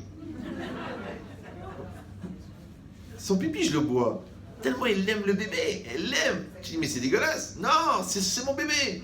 D'accord, oui ou non? C'est que tu prends ton mari en entier, tu prends ta femme en entier. Si tu es capable de faire ça, t'as pas de problème. À Karatatov, puisque Tov c'est complet, donc reconnaître le bien, c'est reconnaître le complet. Ça s'appelle en français aimer sans condition. Mais si toi tu retiens que ce qui t'intéresse, que ce qui te fait plaisir, que ce qui va dans ton sens, mais fais attention, parce que encore une fois, quand tu focuses sur le bien, tu fais ressortir le mal et tu le supportes de moins en moins. Mais c'est pas le mal puisque c'est complet. Vous me suivez ou... Comme quelqu'un il a perdu son père ou sa mère ou... Mais il y avait des mauvais... Mais quand il parle, quand il fait le S-Guerre, l'Ascara, c'est rare que les gens ils parlent des défauts. Tu retiens le bon. Ouais. Alors je pose une question. Pourquoi tu attends que l'autre il meure pour retenir le bon? Je connaissais une femme comme ça. Elle était mariée. Et avec un mari chimie, gentil, chimie, comme ça. Vraiment, ce que tu veux, mon amour, mon cœur, ma vie, ce que tu as besoin. Il s'est défoncé, la truc. Elle voulait la maison, elle a acheté la maison. Elle voulait changer les meubles, elle voulait partir en vacances. Il a tout donné pour sa femme. Et elle, rien qu'à se plaigner. Ah, j'en ai marre de lui. Ah, il me saoule. Il m'empêche de vivre. Il m'étouffe. C'est quoi cette ville pourrie? J'ai envie de partir. J'ai envie d'être grande. J'ai envie d'être belle. J'ai envie de sortir. J'en ai marre de lui. J'en ai marre. Et lui était tellement chnin. Pour lui faire plaisir, il est mort. Il est mort. Il a fait un cancer fulgurant. En un mois, il est mort. Vraiment, il a dit, tiens, le dernier essai que je vais lui faire, je vais la débarrasser. C'est une histoire vraie. Hein. Je mens rarement en cours. Ouais. Et maintenant qu'il est mort, la femme, elle m'appelle tous les jours. Rabbi Chétri, comment je vais faire sans lui? Comment je vais faire sans lui? Ah Willy, j'ai besoin de faire une misva pour lui. Je vais faire un Sefer Torah, je vais faire des Sidurim, je vais faire des Marzorim. Je dis, mais madame, je comprends pas, vous avez prié pour qu'il meure. Même vous l'avez pas dit, mais quand tu dis j'en ai marre de lui, qu'il s'en aille, et ben qu'il se barre, et qu'il se trompe, et qu'il me trompe, et qu'il quitte la maison, et qu'il me laisse vivre, qu'il m'étouffe. Le mec, il a écouté ta prière. Et maintenant, ah, comme je suis seul, j'ai besoin de lui, où il était, j'ai personne à engueuler, j'ai personne. C'est une khamara, toi. Non, c'est bizarre. Encore une fois, on va dire au niveau analyse psychiatrique, c'est intéressant. C'est que si tu sais que les choses que tu regrettes, que tu te plains aujourd'hui, tu vas le regretter un jour. Et quand tu vas en parler, tu vas dire, ah là là, quel mari, quelle femme, quelle gentillesse, quelle douceur, quelle hnina. Alors pourquoi tu ne le dis pas quand elle est vivante? Ils sont bizarres, les gens. On dirait qu'ils ont pris cette ashkénaze pour que conserver les cornichons, il faut du vinaigre. Le vinaigre, il conserve les cornichons. Aigre doux. Tu mélanges la douceur et les reproches. Aigre doux. Ouais. Le froid conserve la viande. Des fois, tu te dis, mais pourquoi vous mettez une ambiance tellement froide à la maison? Ça conserve la viande. C'est rare qu'on met la viande au chaud. On la met au froid. Et le froid conserve. C'est de la folie. Toujours je raconte cette histoire. Il est venu chez moi, il m'a dit, Rabbi Chétri, je vais divorcer. Je dis pourquoi? Il dit, ma femme, elle est déprimée. Mes enfants, ils sont malades. Ils sont fatigants. Ils sont usants. J'en peux plus. Je veux partir de cette maison. Je veux la joie. Je veux le bonheur. Je veux le sourire. J'en ai marre. Je dis, ok. Moi, je t'entends. Je t'écoute, je t'entends. Ok. Je lui dis, mais j'ai un problème. Je dis, je connais ta femme. C'est une hanina. Elle est souriante. Elle est sympathique. Elle chante en faisant la vaisselle. Tes enfants, ils sont sympathiques, ils sont rigolos, ils sont bien dans leur tête, ils sont bien dans leur peau. C'est pas du tout ça. Je les connais. Il me dit, ah bon? Ah ben, vous les connaissez mieux que moi. Je dis, mais toi, tu les connais seulement quand tu rentres à la maison. Et quand tu rentres à la maison, tout le monde fait la gueule. Ta femme, elle se met à pleurer parce que le terroriste, il est rentré. Tes enfants, ils font pipi sur eux parce qu'ils savent que tu vas leur faire des reproches. Ta fille, elle sait qu'elle va se faire insulter parce que comme elle a une jupe qui est un peu au-dessus du genou, quand elle s'assoit, elle va se faire traîner de fille des rues. Donc elle tremble. C'est quand tu rentres qu'il y a la remma à la maison. Je lui dis d'ailleurs, je lui dis, tu devrais venir quand tu n'es pas là. Il m'a regardé, il m'a dit, comment je vais faire? Eh bien c'est très simple. Si c'est quand tu viens qu'il y a la remma, Ouais, viens quand tu n'es pas là, ça veut dire essaie de ne pas être toi-même. Si c'est pas le mchen qui rentre, si c'est le chnin qui rentre, le gentil, le sympathique, le souriant, tu n'auras pas de problème, tu verras que tout le monde sourit. Parce que la vie c'est un miroir, ta famille c'est un miroir, ton commerce c'est un miroir, ton business c'est un miroir, ta réalité c'est un miroir. Mais t'es prêt toi à te regarder dans la glace? C'est marqué, Ave Mekabel et Kol Adam Besever Panim Yafot. D'accord? Donc tu dois recevoir tout le monde avec une face sévère, panim sévère. Non, sévère panim. Ouais? Donc tu dois recevoir tout le monde avec le sourire. Moi personnellement, j'avais un des enfants, j'ai dit pourquoi il fait toujours la tête? Et je me suis rendu compte qu'en fait, quand je suis concentré ou je suis fatigué, Et une fois j'étais à la choule, un vendredi soir, et un copain à moi il m'a dit mais moi j'ai pas fait attention que je faisais la tronche, mais j'étais fatigué. Ça veut dire quoi? Que quand tu es fatigué, tu prends la responsabilité que l'autre, par effet miroir, il va faire la gueule. Tu dis, et comment on fait quand on est fatigué?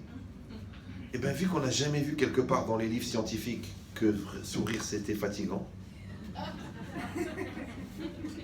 Deuxièmement, qu'on sait que les muscles qui vont autour du sourire, ils activent des systèmes neuropsychiques qui entraînent la joie.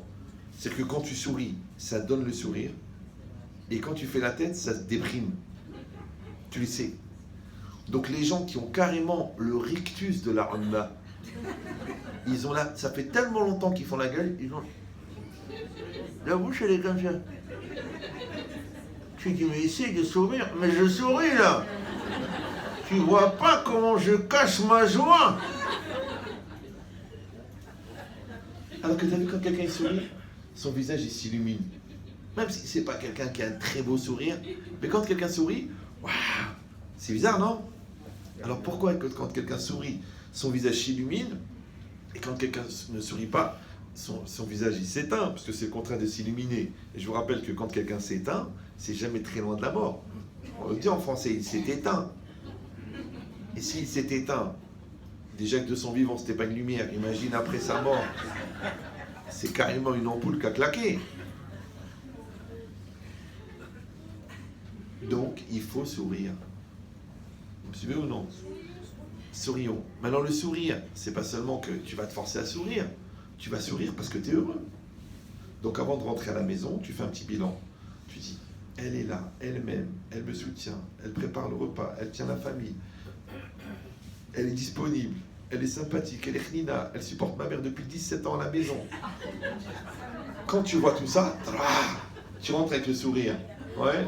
Ta femme, elle réfléchit, elle dit, il s'esquinte la santé, il part le matin à 7h, il fait 2 travails pour nous gâter, il nous paye ça. Il voulait pas faire la lia, il est venu quand même pour nous faire plaisir. Il est là avec nous, il se bat pour la parnassa, il se bat pour le chinour, il est solidaire, quand je l'appelle, il est là, il me rajoute, il me gâte. Donc toi, tu te prépares mentalement, le sourire, il monte à la figure. Lui, il se prépare, le sourire, il monte. Il ouvre la porte, waouh, c'est love story. D'accord? Mais si toi tu t'énerves, tu dis je comprends pas, elle répond pas au téléphone, qu'est-ce qu'elle fait? J'ai faim, je suis sûr que c'est pas prêt, il y en a marre. Elle sait même pas cuisiner, c'est dégueulasse. Je m'étouffe, je meurs, j'ai des brûlures d'estomac. Elle sait même pas cuisiner comme ma mère. Je rentre à la maison, elle est pourrie. Ok, on a 14 enfants, et alors? Elle fait pas attention à elle, elle a encore son bonnet de la guerre. D'accord? Elle a la housse-côte de sa grand-mère. Elle a des kilos de partout. S'il se prépare comme ça mentalement, ouais, et elle dit il va rentrer, il va encore me faire la gueule, il est nerveux, il est embêtant, il est lourd, il est bête, il m'a déçu, il m'a dit que c'était le Hazonish, en fin de compte c'est même pas la Boniche, d'accord? Là, ça va être Apocalypse Now. Les hélicoptères avec le napalm et les petits japonais, les deux ils vont se rencontrer là-bas au Vietnam. Pourquoi? Parce que pour construire, ça prend du temps. Mais pour détruire, ça prend des minutes, ça prend des secondes. Rien, tu rentres à la maison, tu la vois, elle est fatiguée. Tu as 2 solutions, soit elle est crevée, soit elle fait la tête. Et c'est difficile. Elle est au 9e mois de grossesse. Elle a pris 32 kilos. Elle est énorme. Elle est allongée sur le canapé comme ça. Toi, tu rentres, tu vois d'une baleine échouée. Tu dis, qu'est-ce que tu veux que je fasse? Je suis pas Greenpeace, moi. Qu'est-ce que tu veux que je fasse? Et elle est là. Amène-moi un verre d'eau. J'ai chaud. J'ai dit, moi, je suis obligé de rester. Peut-être je reviens pour la bar mitzvah du petit. C'est une image. Mais J'exagère pas beaucoup. Non, c'est pour vous faire rigoler, sinon vous allez croire que le cours il est sérieux. D'accord? Donc c'est quoi l'idée? L'idée c'est que il va y avoir comme ça une espèce de contact. D'accord? Toi tu rentres, elle rentre. Elle est fatiguée, elle attend que tu l'aides. Toi tu es fatigué, tu attends un repas chaud tout prêt avec une hôtesse de l'air souriante et sexy. Tu trouves la fille là, fatiguée, énervée, et rien n'est prêt, tout est au frigo. Si t'as faim, serre-toi. Ça y est, le Satan, il a trouvé la solution. En 3 secondes, ça se prend même pas 3 secondes, 1 seconde, tu ouvres la porte. On dit toujours c'est la première impression qui compte. Ouais, tu ouvres la porte, tu vois que la table elle est vide, tu vois qu'elle est jetée sur le canapé, toi tu vois qu'il a les nerfs, tu vois qu'il a une tête bizarre, c'est parti mon kiki. Pourquoi rien n'est prêt? De toute façon jamais rien n'est prêt. De toute façon tu vas te faire la gueule, comme ta famille, tous est déprimés. Ah vous les Tunisiens, vous les Marocains, tac, la vaisselle, les nerfs, les gros mots, les... En 3 secondes. Et le pire, c'est que quand tu prends la mauvaise décision, c'est-à-dire au lieu de dire elle est fatiguée, tu dis elle fait la gueule, c'est rien, c'est une petite nuance. Ouais. Ton cerveau, il te donne 74 raisons pour justifier tes mots. C'est 1 seconde pour réagir, 1 seconde pour légitimer. Après 3 semaines pour récupérer. 1 semaine à faire la tronche, les deux vous devenez des bouddhistes.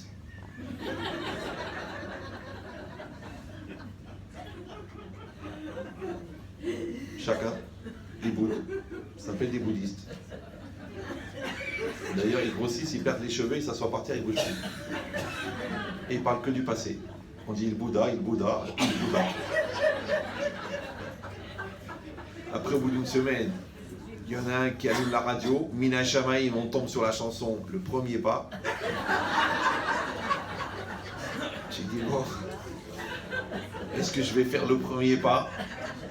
Toi, tu dis, ouais, mais c'est toujours moi qui reviens de la première. Ou c'est lui, ça dépend des cas. Ça dépend où est-ce qu'il est placé l'option dans votre équilibre de couple. Ouais. Après, il dit, bon, écoute, on va pas faire la gueule pendant 1 semaine. Surtout que c'est la bar mitzvah du petit demain matin. C'est mon mikvé ce soir. Ou c'est ton mikvé ce soir. Ambiance. Et comment je vais dormir avec quelqu'un qui m'a insulté pendant 1 semaine? Ouais. Mais c'est quoi l'idée?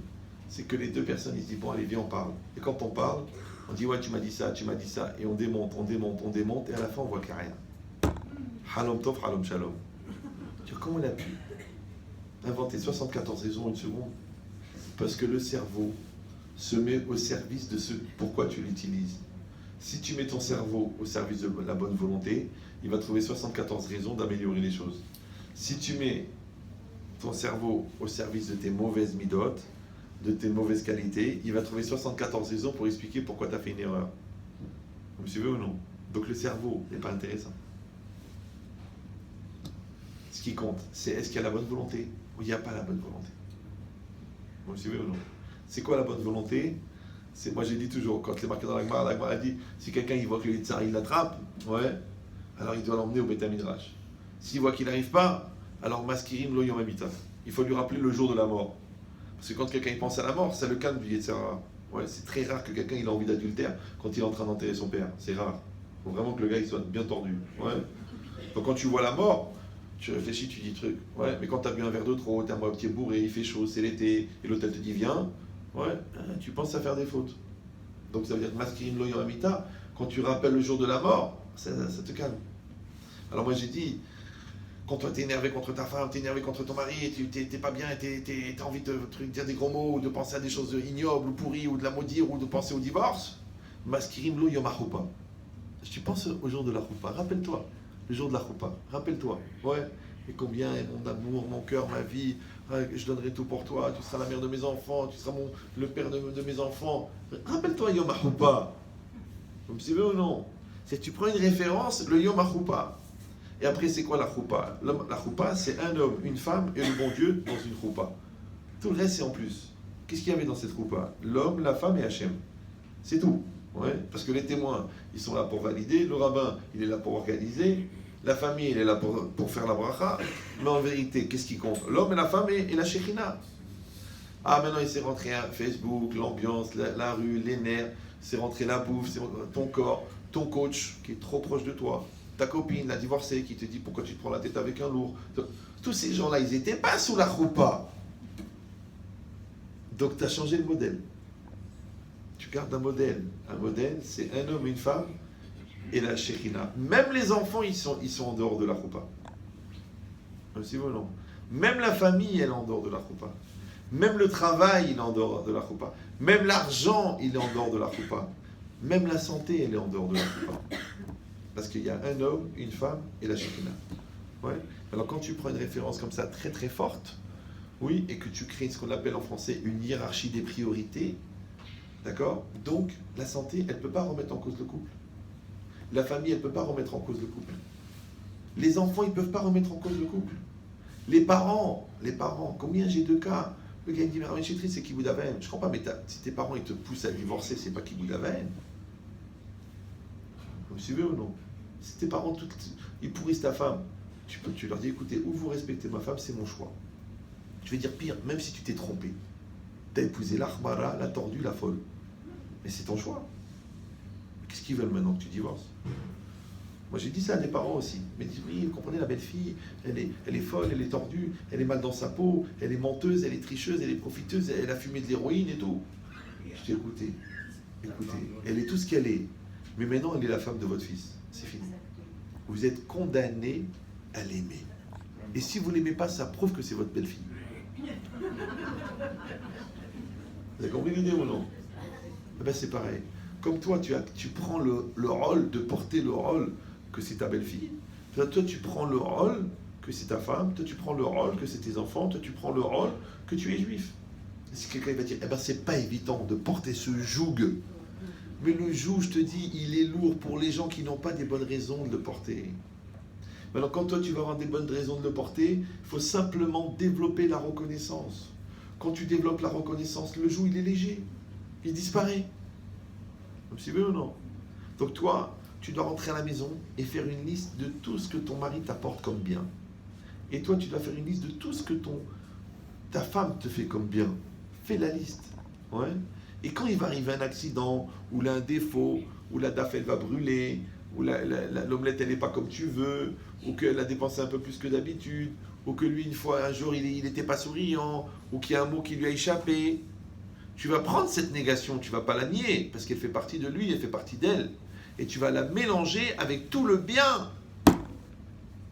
Et la Torah elle dit qu'un morceau de cochon, du vrai cochon, qui est tombé dans 2 morceaux de viande cachère, par inadvertance, et qu'on n'arrive pas à le reconnaître, et qu'il est mélangé, c'est cachère. Détendez-vous. Ça, c'est Minatora, d'après la Torah. Les Chachamim, ils ont dit non, 1/60. Un 40e, c'est la Troua. Voilà. 1/60. Que s'il y a un morceau de cochon qui tombe dans 60 fois plus de cachère, par inadvertance, d'accord? Je ne suis pas en train de vous donner une recette de cuisine, parce que les gens ils vont dire, attends, j'ai compris pourquoi elle a du goût, la dafina du rabbin, il met du cochon dans 60 fois plus. Non, pas les khatrila, pas a priori, si par erreur, c'est tombé par inadvertance, c'est tombé dedans, ouais, et que c'est mélangé et qu'on n'arrive pas à le reconnaître, ça s'appelle tarouvet, c'est un mélange, c'est cachère, Minatora et Miderabanan à 60 fois plus. Ça va? Oui? Non? Oui? Non? Donc quand vous allez voir un défaut de l'autre, mais que vous allez mettre en parallèle toutes les qualités de l'autre, comment ça se fait que ça ne s'annule pas dans la majorité? Yesh bitul berov. Maintenant, si tu n'arrives pas, parce qu'il y a des gens qui disent, oui, je écoute, je ne nie pas qu'elle a des qualités, je ne nie pas que c'est pas un type bien, mais quand même, hein, d'accord, elle arrive en retard, d'accord, elle a dépensé trop, elle ne m'écoute pas, ok. Il n'y a pas de bitul berov. S'il n'y a pas bitul berov, il y a 2 raisons. Soit que le morceau de viande n'est pas tombé par inadvertance. Vous me suivez ou non? Ça veut dire que tu as fait exprès de mettre le mauvais, soit parce que tu n'arrives pas à le mélanger. En ta'aruvot. S'il n'y a pas de ta'arouvet, tu vois le issour. Tu vois le issour, tu ne peux pas dire c'est bitoul. Tu ne peux pas dire yesh bitoul, ça s'annule quand tu vois l'interdit. Alors moi je pose une question. Comment ça se fait que tu te concentres sur ce qui ne va pas? Vous savez que c'est une loi en photographie. Quand vous faites, voilà, vous la voyez la buteuil ou non? Regardez-la bien, vous la voyez bien? Vous avez les yeux sur la bouteille là? Normalement, moi je suis flou. Parce que vous avez focus sur la bouteille, moi je suis flou. Vous me suivez ou non? Si vous avez focus sur moi, ouais, la bouteille est floue. Donc en fait, ce qui est net, c'est ce sur quoi tu te concentres. Non, si toi le bien il est net, c'est que tu es concentré sur le net. Ça s'appelle Internet. Si toi tu es concentré sur le mal, le mal il est net. T'as compris ou non? Donc qui t'oblige à avoir le mal? Puisqu'il y a aussi du bien. C'est comme ta femme, elle t'a fait 17 salades, mais elle n'a pas fait les betteraves. Tu dis, mon amour, je t'ai fait 17 salades ce Shabbat. Ta mère, elle faisait 12. Moi, j'ai fait 17. 17, c'est top. Elle dit, c'est vrai. Mais ma mère, jamais elle oubliait les betteraves. Jamais. Dieu repose son âme. Il dit, écoute, ok, j'ai oublié les betteraves. Mais c'est pas grave. Il y a 17 salades, il y a les 2 poissons, il y a la viande, il y a les boulettes, il y a le poulet, il y a la salade verte, il y a les fruits, il y a les gâteaux, il y a les chocolats d'amiel, il y a la liqueur. Mon amour, c'est un repas de Shlomo Améler. Il dit, ok, je sais que tu as passé une semaine, tu t'es esquinté, mais il manque les betteraves. Donc le Shabbat d'après, tu mets les betteraves. Et c'est tout. Et si qui c'est l'imbécile de Rav qui t'a dit de faire ça? Bête Rav. Le Rav bête. En attendant le Rav Aleph. D'accord? Et c'est ça l'idée. L'idée, ça veut dire quoi? Ça veut dire vois le bien. Vous comprenez? Pourquoi les gens ils attendent d'être malades pour louer la santé? Ouais. Pourquoi les gens ils attendent de gagner de l'argent pour sortir de la misère? La misère, c'est pas dans le porte-monnaie. La misère, c'est dans la tête. Le cas qui est radin, mesquine, barre de fer, toute sa vie. Moi, je connaissais quelqu'un, il dévissait les ampoules, ouais, en partant en vacances, de peur que la lumière, elle reste allumée. L'oralélo.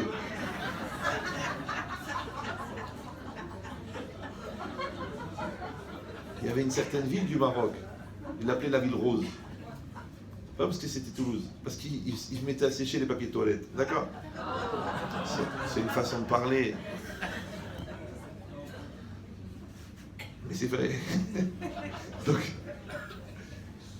un de cette ville, je lui ai demandé, mais pourquoi il y a cette réputation? Il m'a dit, je vois la vérité, je vois pas. Mais à part ça, j'ai besoin de 100 € pour la Shiva. Ah, je suis ric-rac.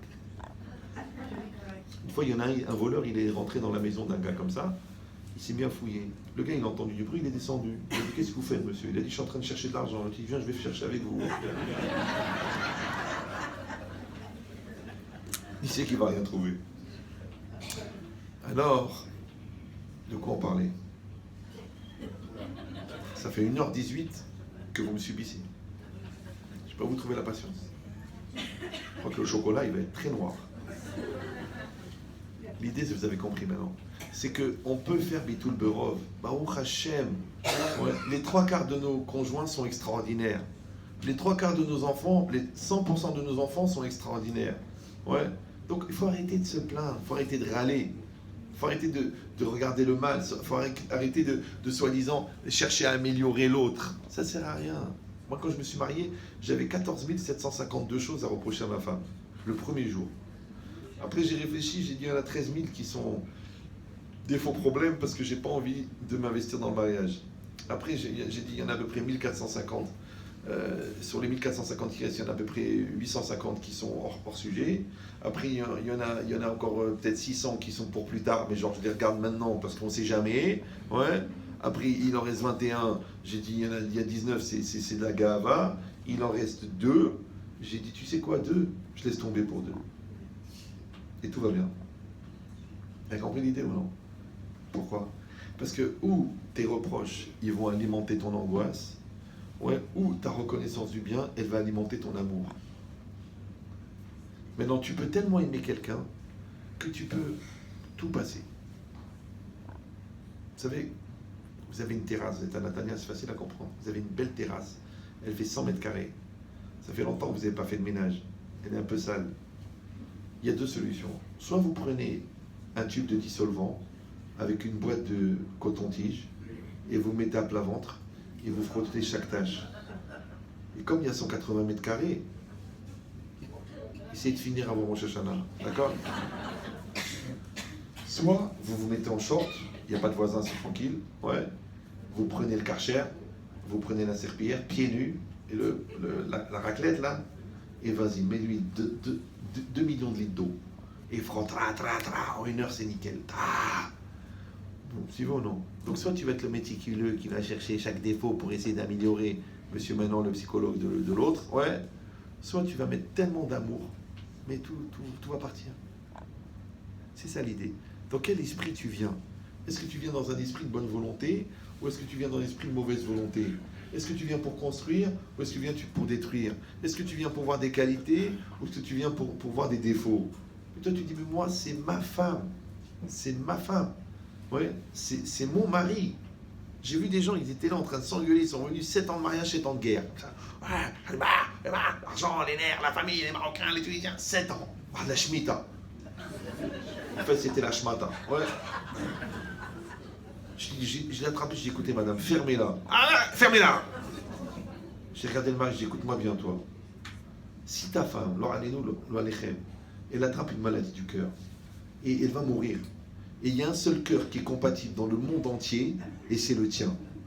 Tu es prêt à donner ton cœur et à mourir? Parce qu'on en a qu'un, je vous rappelle, pour les... Ouais. Il me dit, regarde comme ça, il était gêné.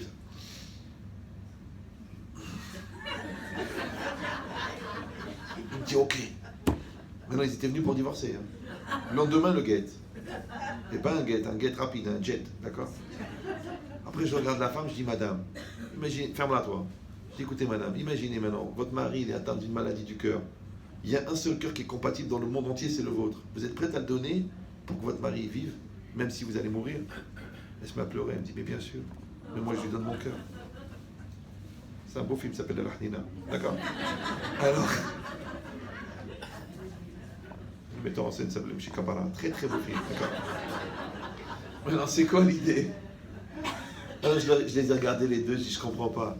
Vous êtes prêts à mourir l'un pour l'autre, vous n'êtes pas prêts à vivre ensemble. Eh bien, c'est ça l'antinomie. C'est qu'au fond, les gens, ils sont prêts à mourir pour l'autre. Et c'est vrai, parce que tu te maries pour quelqu'un. Tu te maries avec quelqu'un. Tu donnes ta vie, tu donnes ta jeunesse, tu donnes ton corps, tu donnes tes nerfs, tu donnes ton argent, tu donnes tout.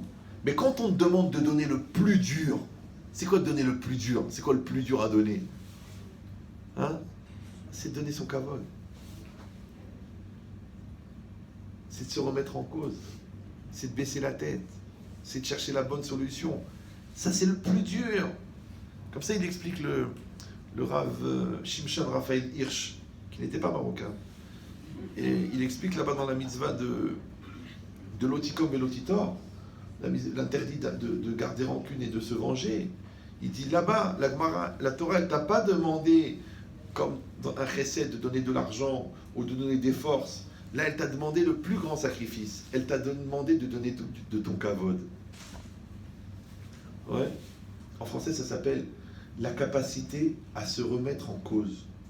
Maintenant, vous parlez tous français encore, même si vous êtes bien intégrés. Ouais. Alors, regardez ça. C'est quoi la remise en cause? Même si vous l'avez déjà entendu, vous pouvez le réécouter, c'est pas grave. Mais moi, j'assiste à tous mes cours. Ouais. C'est quoi la remise en cause? La cause, facile en français, la cause, c'est la cause qui implique la conséquence. Ça s'appelle la loi de causalité. D'accord? Tout le monde est d'accord avec la loi de causalité. Action, entraîne, réaction, tout ce qui existe est le fruit d'une cause. D'accord? Et même, c'est même une base de la croyance. Parce que quand tu remontes à ce qu'on appelle la Siba Rishona, la cause des causes, c'est Dieu, la cause des causes. Donc celui qui refuse la loi de causalité, il refuse Dieu. Vous me suivez ou non? Parce que Dieu, c'est la cause de toutes les causes. Première. Bon. Donc la cause, c'est d'accepter qu'il y a une loi de causalité. Donc ça veut dire qu'il y a des conséquences qui démarrent toujours d'une cause. Super. Maintenant, c'est quoi la mise en cause? La mise en cause, la mise en boîte, vous savez ce que ça veut dire? D'accord? La mise en pli, vous savez? Mais la mise en cause, c'est quoi? C'est que tu prends la cause, ouais, tu prends la cause et tu la mets à sa place. Tu mets en cause. Maintenant, quand tu es mis en cause, c'est que tu es défini, toi, comme la cause. Ce qu'on appelle en français la responsabilité. Vous me suivez ou non? Alors je sais ce que vous allez me dire. Bon, alors voilà encore un cours qui est complexant, qui est anxiogène, puisque c'est encore à cause de moi, c'est toujours à cause de moi, c'est encore à cause de moi, mais JH2, c'est une formule, ça veut dire je rahmal au carré. Quand on dit que c'est à cause de toi, donc que tu es à la cause, ça veut dire aussi que tu es à la solution. Parce que si tu as la possibilité de pourrir la situation en faisant une erreur, tu as la possibilité de sauver la situation en faisant du bien.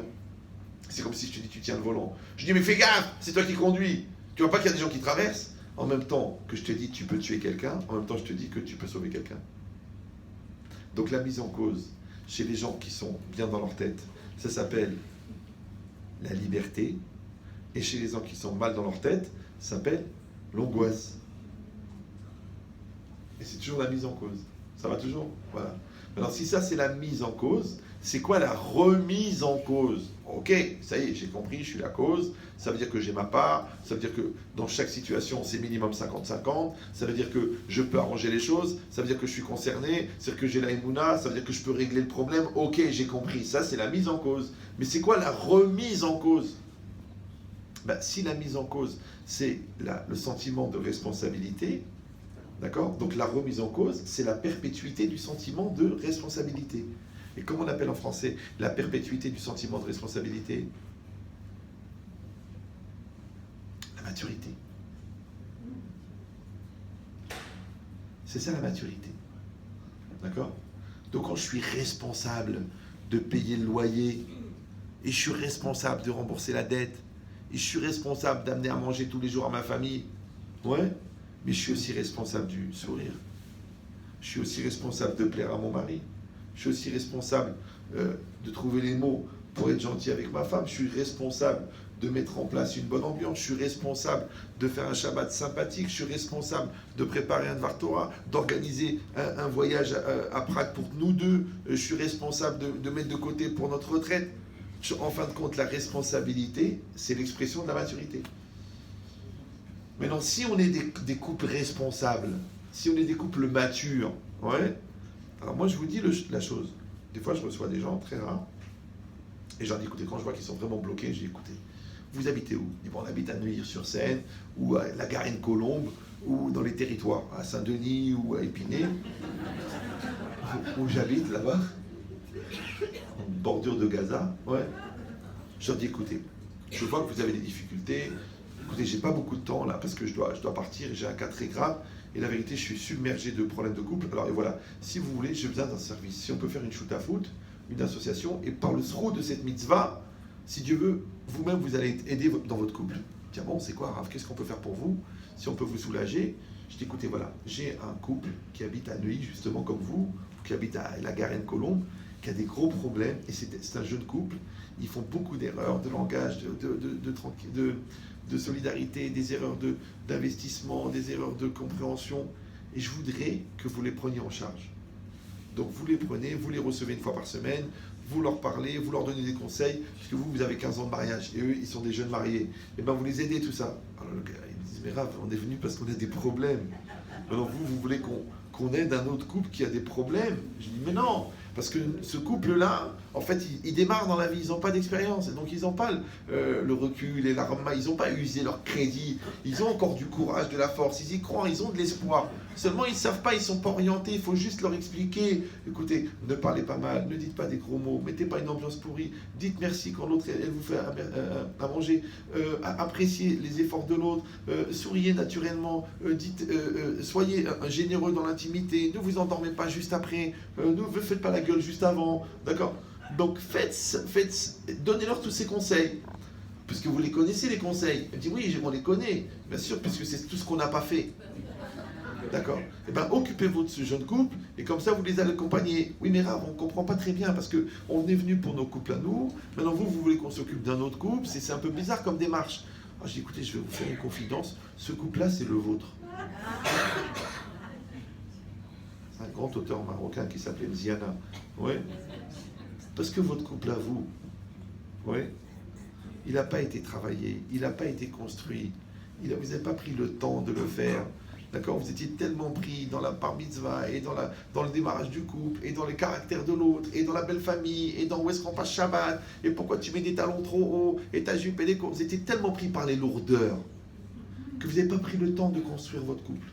Donc maintenant, peut-être que si vous vous dites, voilà, on est à la choupa, on s'est marié hier, et aujourd'hui on démarre notre travail. Parce que je vous dis la vérité, les 3/4 des couples, après les 5, 6 heures, 7 heures, 8 heures de discussion, d'analyse, de remise en cause, de pleurs, de cris et de nerfs, c'est quoi la conclusion? Notre couple n'a pas été construit. On n'a jamais pris le temps, on n'avait pas de programme, on ne savait pas comment faire, on a grandi sur le tas, et on a fait beaucoup d'erreurs. Et quand on a usé notre crédit de patience, alors on a commencé à s'en vouloir et tout ça, parce qu'on n'avait pas la maturité et le recul. Je dis, alors maintenant, si je vous demande de vous occuper de votre couple à vous me suivez ou non? D'accord? De s'asseoir comme des gens matures et dire, écoute mon amour, est-ce qu'on a des règles de communication? On n'en a pas. Laisse parler l'autre, respecte ce qu'il dit, apprends son langage, comprends ses expressions, laisse-le s'expliquer. Donc il faut qu'on mette en place des règles de communication. Est-ce qu'on a des règles de recette? D'accord? Qu'est-ce que c'est apporter à l'autre en fonction de ce qu'il a besoin? Qu'est-ce qu'il attend? Est-ce que je le connais vraiment? Est-ce que je sais lui faire plaisir? Est-ce que je dois l'écouter pour savoir comment lui apporter? Après, est-ce que je suis capable de dire merci? Est-ce que je dis un merci qui est précis? Est-ce que je dis un merci qui est sincère? Est-ce que je dis un merci qui est investi? Donc, vous ne savez pas ce que c'est le chesed. Vous ne savez pas ce que c'est le kavod. Le kavod, c'est le droit d'exister qu'on donne à l'autre, l'espace que l'on crée pour que l'autre se réalise, l'encouragement que je lui porte à exister. Maintenant, quelqu'un qui existe, il révèle le meilleur de lui-même. Quand quelqu'un réveille de lui-même, c'est parce que je le respecte. Quand quelqu'un est respecté, il va exister. Quand il va exister, il donne le meilleur. Comme il donne le meilleur, je vais l'admirer. Comme je vais l'admirer, je vais l'aimer. Puisqu'une personne, on la respecte, après on l'admire, et après on l'aime. La preuve, le contraire, c'est qu'une personne qu'on n'aime plus, souvent c'est qu'on a arrêté de l'admirer, et avant d'arrêter de l'admirer, on a arrêté de la respecter. Vous suivez ou non? Comme dans la Torah. Si tu respectes la Torah, tu vas voir la beauté de la Torah. Comme tu vas voir la beauté de la Torah, tu vas admirer la Torah. Comme tu vas admirer la Torah, tu vas aimer la Torah.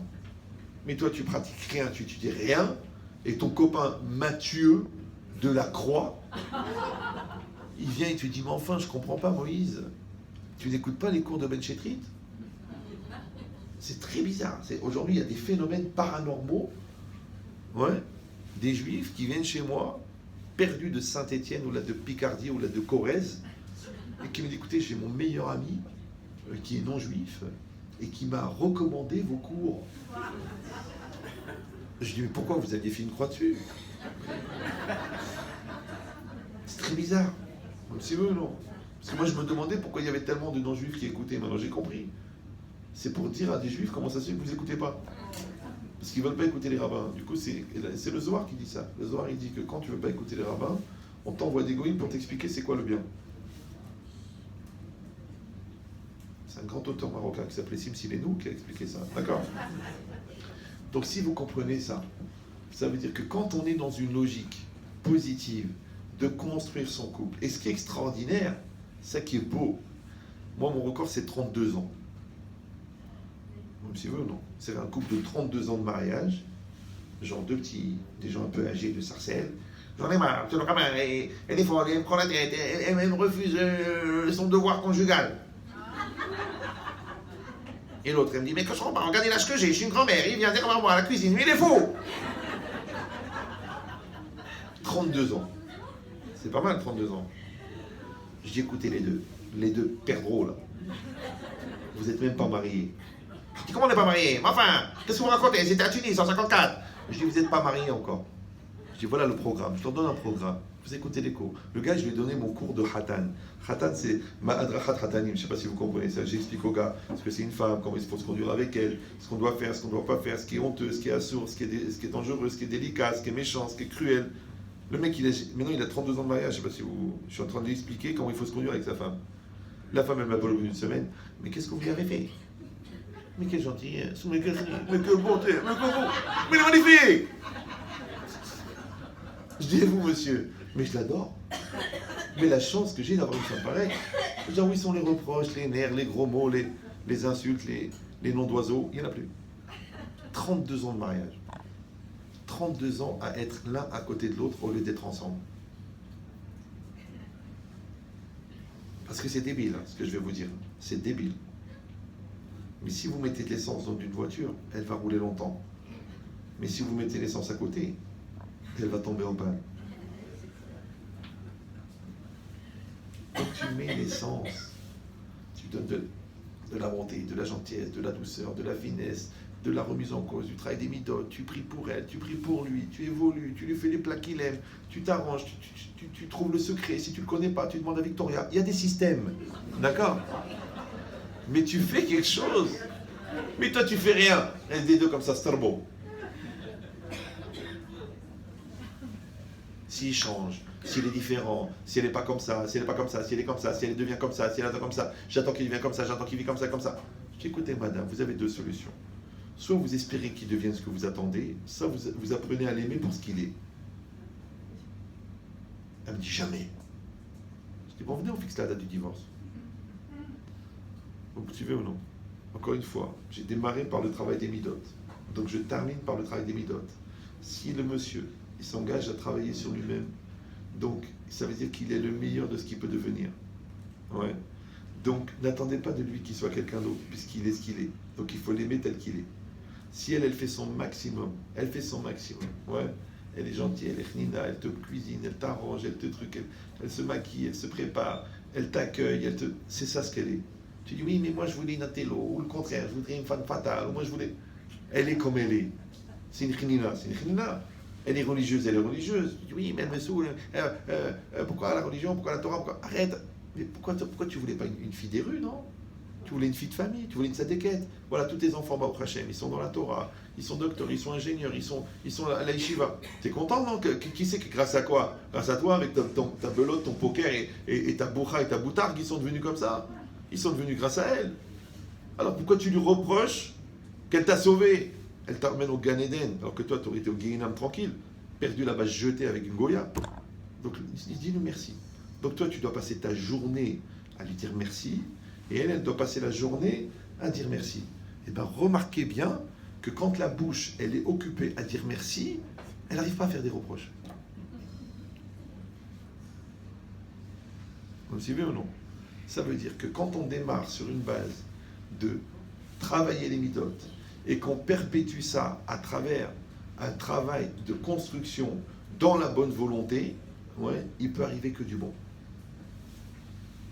Pourquoi? Parce que même si tu n'es pas un bon cuisinier, mais si tu prends de la bonne farine, des bons œufs, une bonne huile, de la bonne levure, du bon sucre, des bonnes fraises, même si le gâteau il n'est pas magnifique, c'est pas ni le vôtre ni le nôtre. Mais tu mets la cuillère, tu dis il est bon. Il est bon. Ouais, pourquoi? Parce qu'on a mis que du bon. Donc réfléchissez bien que votre gâteau, c'est votre maison. Votre gâteau, c'est votre foyer. Votre gâteau, c'est votre famille. Parce que qu'est-ce que tu en as à faire d'avoir des super copains ou d'avoir une super ambiance si la maison, c'est la mort? Si la maison, c'est un grand cercueil avec des fenêtres? Tu veux pas. Donc si tu es intelligent, tu mets les bons ingrédients dans la maison. Et quand il y a les bons ingrédients dans la maison, ben après c'est facile. Parce que quand toi, tu es un homme aimé, moi j'ai fait quelques petits trucs dans ma vie. Vous savez, j'ai fait quelque chose, pas mal de choses dans ma vie. Mais moi, si j'avais pas une femme sadéquette, pour supporter un fou comme moi, avec une grande famille, bon, Hachem, mais jamais j'aurais pu faire ça. Donc c'est tout ce que j'ai fait, c'est grâce à elle. D'accord? Maintenant, elle aussi, elle n'est pas malheureuse de m'avoir épousé. Comme Zoulé Torah, il y a eu pire. D'accord? Donc ça veut dire quoi? Ça veut dire qu'on est solidaire. Maintenant, c'est vrai, il y a des moments plus faciles, des moments moins faciles, mais ça fait partie du bonheur.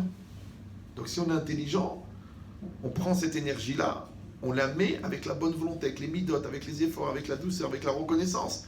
Et c'est elle qui auto-régule et c'est elle qui auto-motive pour arriver tout le temps à avancer. C'est pour ça que tu vois des gens de 82 ans, ils se regardent dans les yeux, tu te dis quelle puissance, quelle force.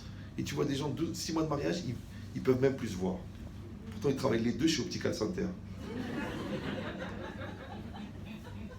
Donc on souhaite, Bezrat Hashem, beaucoup de nachat, beaucoup de bonheur, beaucoup de joie.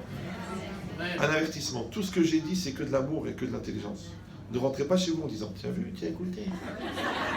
C'est rentré dans ta tête, Yahmara, depuis le temps que je te le dis. Parce que je vois les regards. Il regarde par là, la femme elle regarde son mari, il fait comme ça. Le mari il regarde sa femme, il dit. Donc, on part positif. On y va que pour du bonheur, que pour du bien, d'accord? Que vous restiez Béchalom, Benachan, Bessimcha, en bonne santé, avec une bonne parnassa, avec un bon mariage pour chaque enfant, avec des belles familles comme il faut, comme moi j'ai eu la chance, avec une bonne santé pour que vous assistiez à toutes ces smachot, Bessimcha ou Betuvleva, Bechen Yiratzon Veloma. Amen. Une bonne santé pour tous les malades. C'est pas la peine d'applaudir. Gardez ça pour Gad. Et est-ce que j'ai pas dit quel Gad? D'accord. Voilà. Donc on remercie Madame Anaël qui a organisé ce cours. Kol hakavod, bravo, c'est elle qu'il faut applaudir.